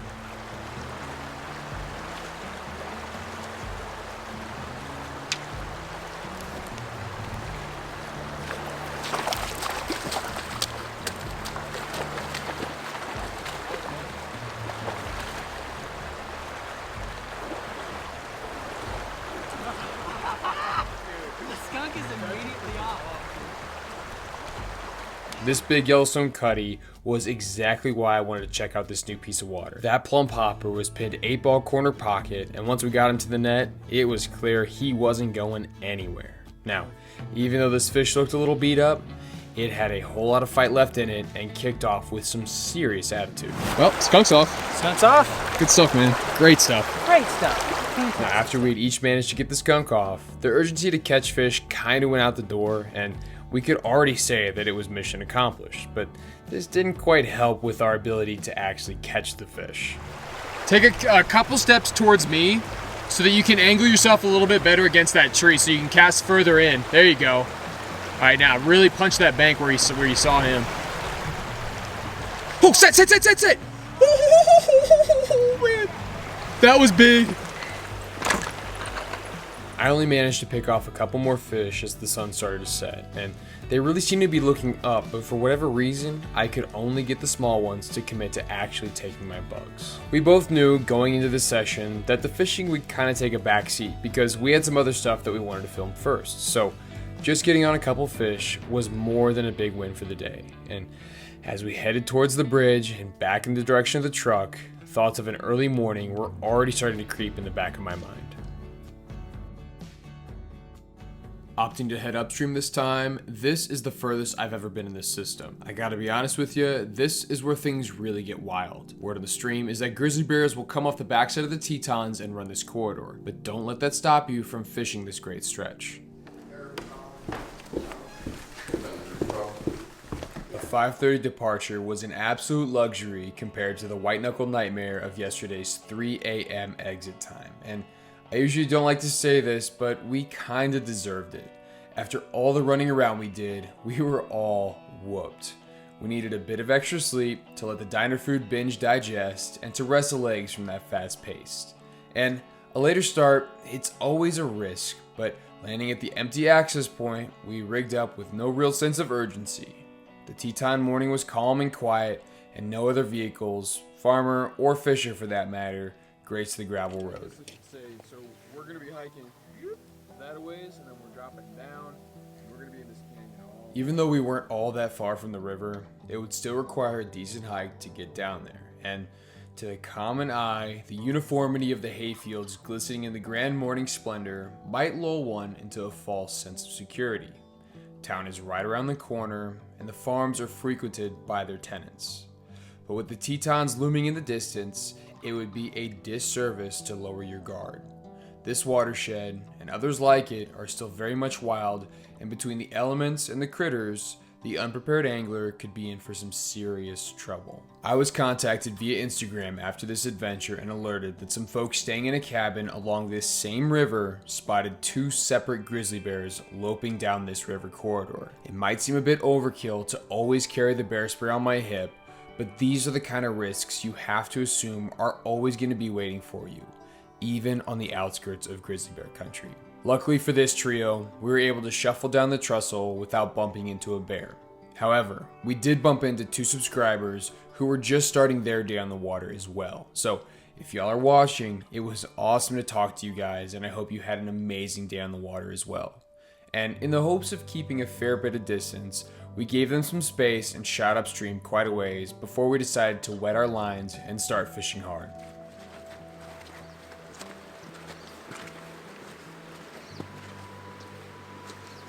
Oh, hello. He's just a little guy. Yeah, that's a good boy. It is always weird getting that, hey, you're fly all season. Because then it's like, which way is this gonna go? Is it like a f you, or is it like, love the videos? Yeah, which way is this gonna go?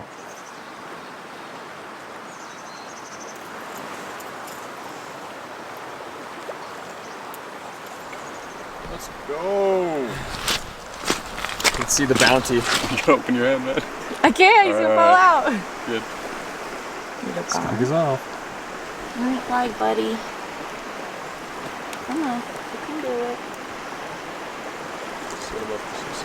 Are you still there, bud? Yeah, he's just chilling. It's a great fly caught fishing.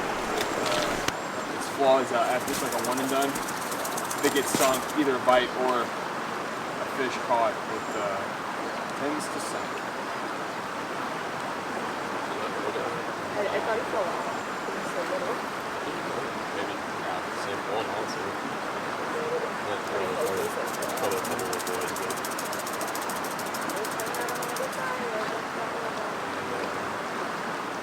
Alright.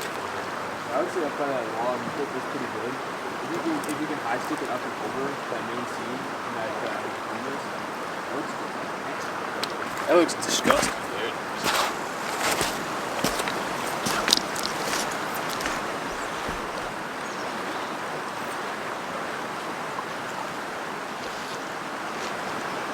Try and long bomb one good cast up into the top, and then we're gonna switch out with a dry dropper, okay? Okay.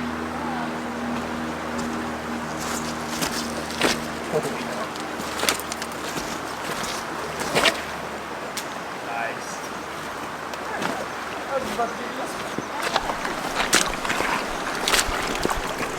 Did he just go through? Oh no, he did. Oof. Rats. All that work. With now 2 fish out of our first run, Tom was up to bat, and as if on cue, the curse of the camera kicked in. I missed the initial hook set, but Tom sent in a stellar cast with an even better drift in order to land this beautiful cutbow. That spunky fish flopped back, and we continued on upstream. I was informed that it was now my turn to fish.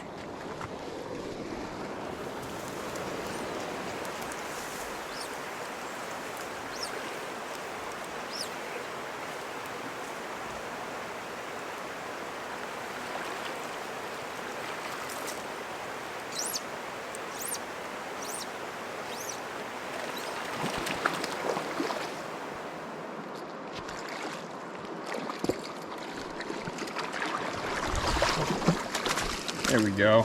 With that well-placed ant, the group skunk was now officially over. And again, I'm not quite sure how I was getting so lucky, but this was another fantastic fish. This was definitely the caliber of fish I'm accustomed to at this creek, so seeing it kick back strong was purely icing on the cake, and it felt necessary to explain to Shelby and Tom why I like to fish ants in the morning.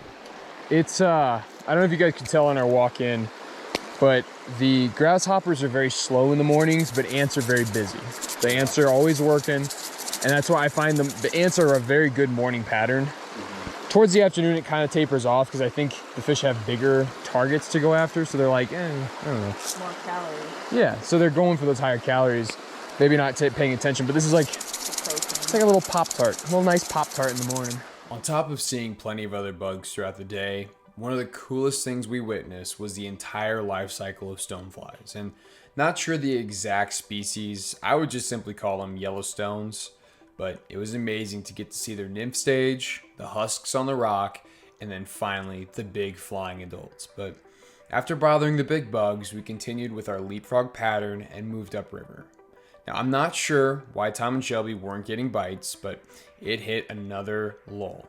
They were landing their flies right in the money, but once again, it hit quote unquote my turn, and I managed to connect with my second fish for the day.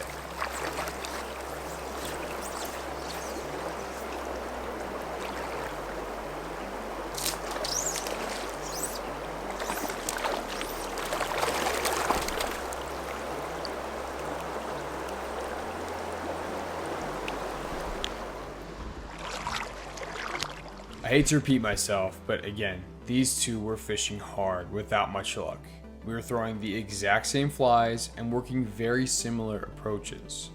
My only guess is that I was keeping a bit more distance, which allowed for better stealth, and I can't imagine how something like that would deter these opportunistic western fish, but at this next run, my hunch might have received the whole third time's a charm confirmation needed to potentially change up the whole group's tactic. Go back up the river a little bit, there's another trail. Oh yeah? Like back where we came from, there's just a little trail. Yep. Let's go.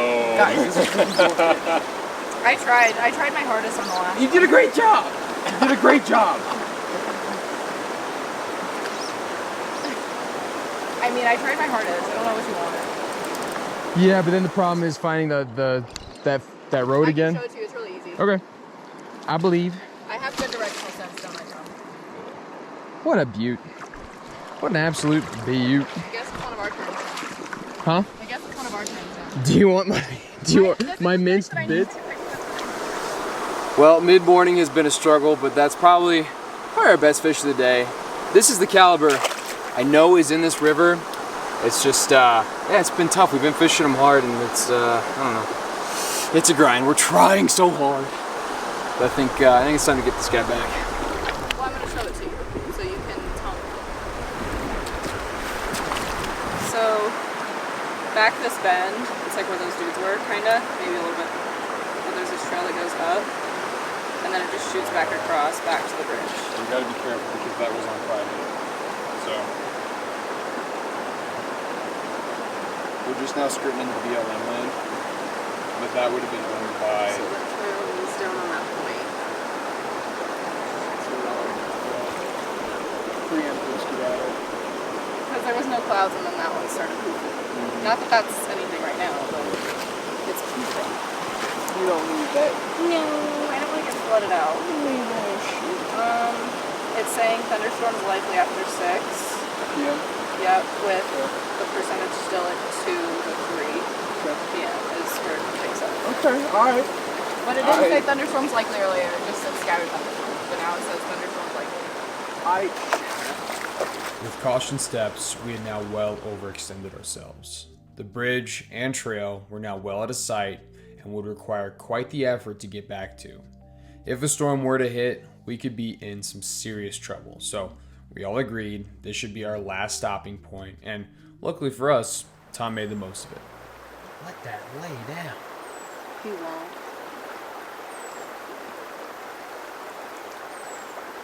You on the rocket? Hey, there we go.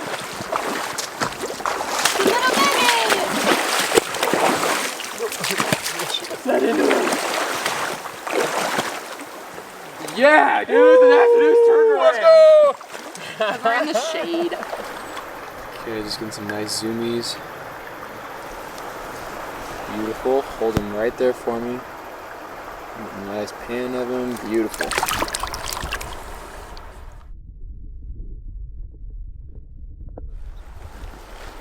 You see that bad boy? Right over there?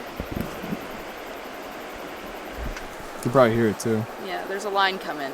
So I think we should go home. Not wanting to completely bail on the day, we kept a very close eye on the growing tower of clouds while we selectively fished productive pieces of water. This walk the dog tactic actually ended up being much more fruitful than anticipated. That was a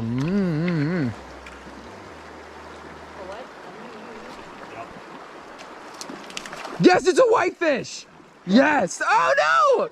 No, I wanted to show you guys the coolness of a whitefish. They're so neat, but their mouths are so... He's so aggressive right now. Their mouths are so small. That's how we do it. Trolling on feet.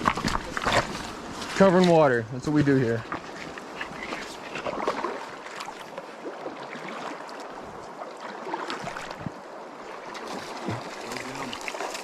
Now this, I think, is a whitefish.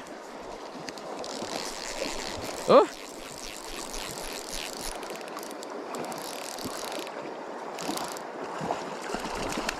Oh no, it's actually just a really nice cutbow.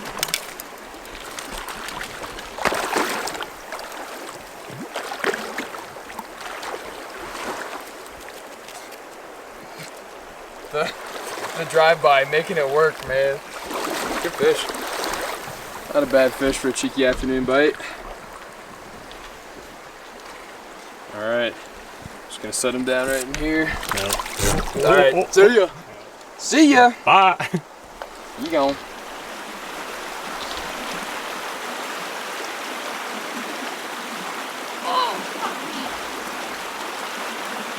Good?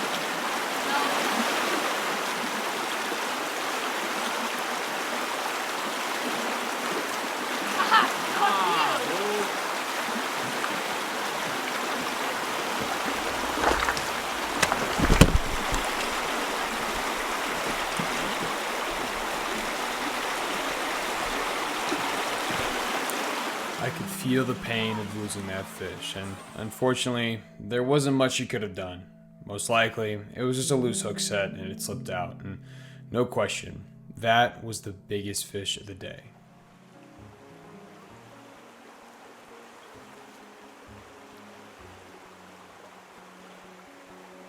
Hey, little guy.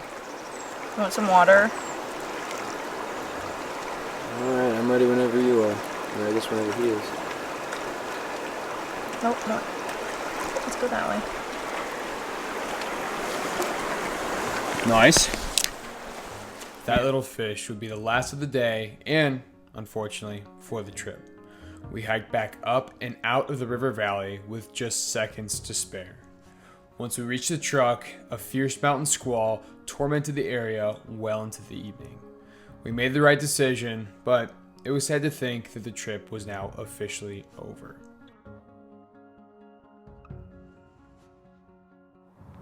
Well, I'd be lying to you if I said I wasn't a little bit sad. I really love the Teton, and if you were seeing this, well, that means we're done.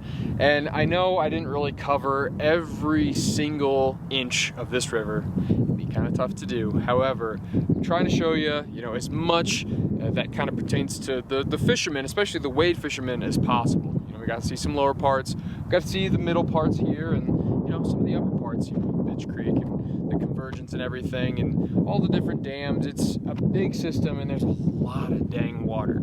I personally think it kind of gets underutilized, and in the wake of the Henry's Fork, or the South Fork of the Snake, like, I get it, I understand, but man, this is one of those rivers that I can't help it. I always got to come back to. Like you saw, when I first spent time here in Eastern Idaho, this was number one on my list, and even as I've been back, it stayed number one. So, folks, thank you very much for sticking around, watching these videos. I know, it's a little bit weird. There's, new content, all this stuff. I'm doing my best. I still got a full-time job. This is kind of still just fun. It's a side hobby for me. But all your support, it makes this more of a reality. If you want to see more stuff like this, I hate to say it, but it's like all that algorithm BS. I guess it works, all the liking, subbing, sharing, all that stuff, and y'all do it anyway, but it's, I guess especially for those of you who are new, if you want to join this whole dog and pony show, I'd love to have you along. But folks, it pains me to say, again, that my time here in Eastern Idaho and on the Teton is all done. But before I skedaddle, before I get the heck out of here, I got to give a couple shout outs, a couple thank yous.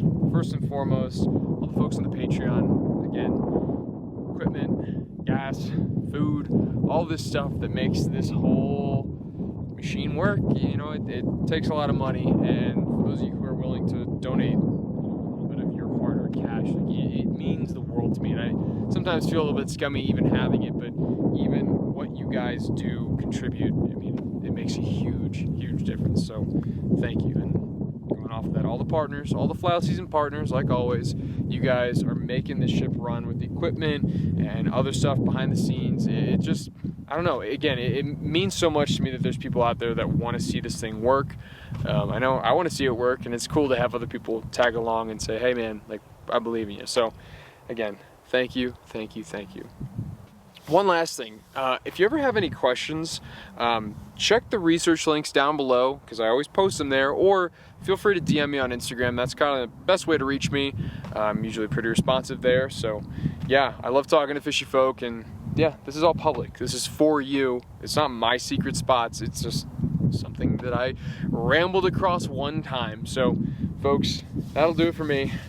I got a long hike, and looks like the clouds are building up. A Teton evening is coming in full force. But wherever you find yourself, be it in a big old canyon on your favorite river in Idaho or in your backyard, I sure hope you keep those feet in the water.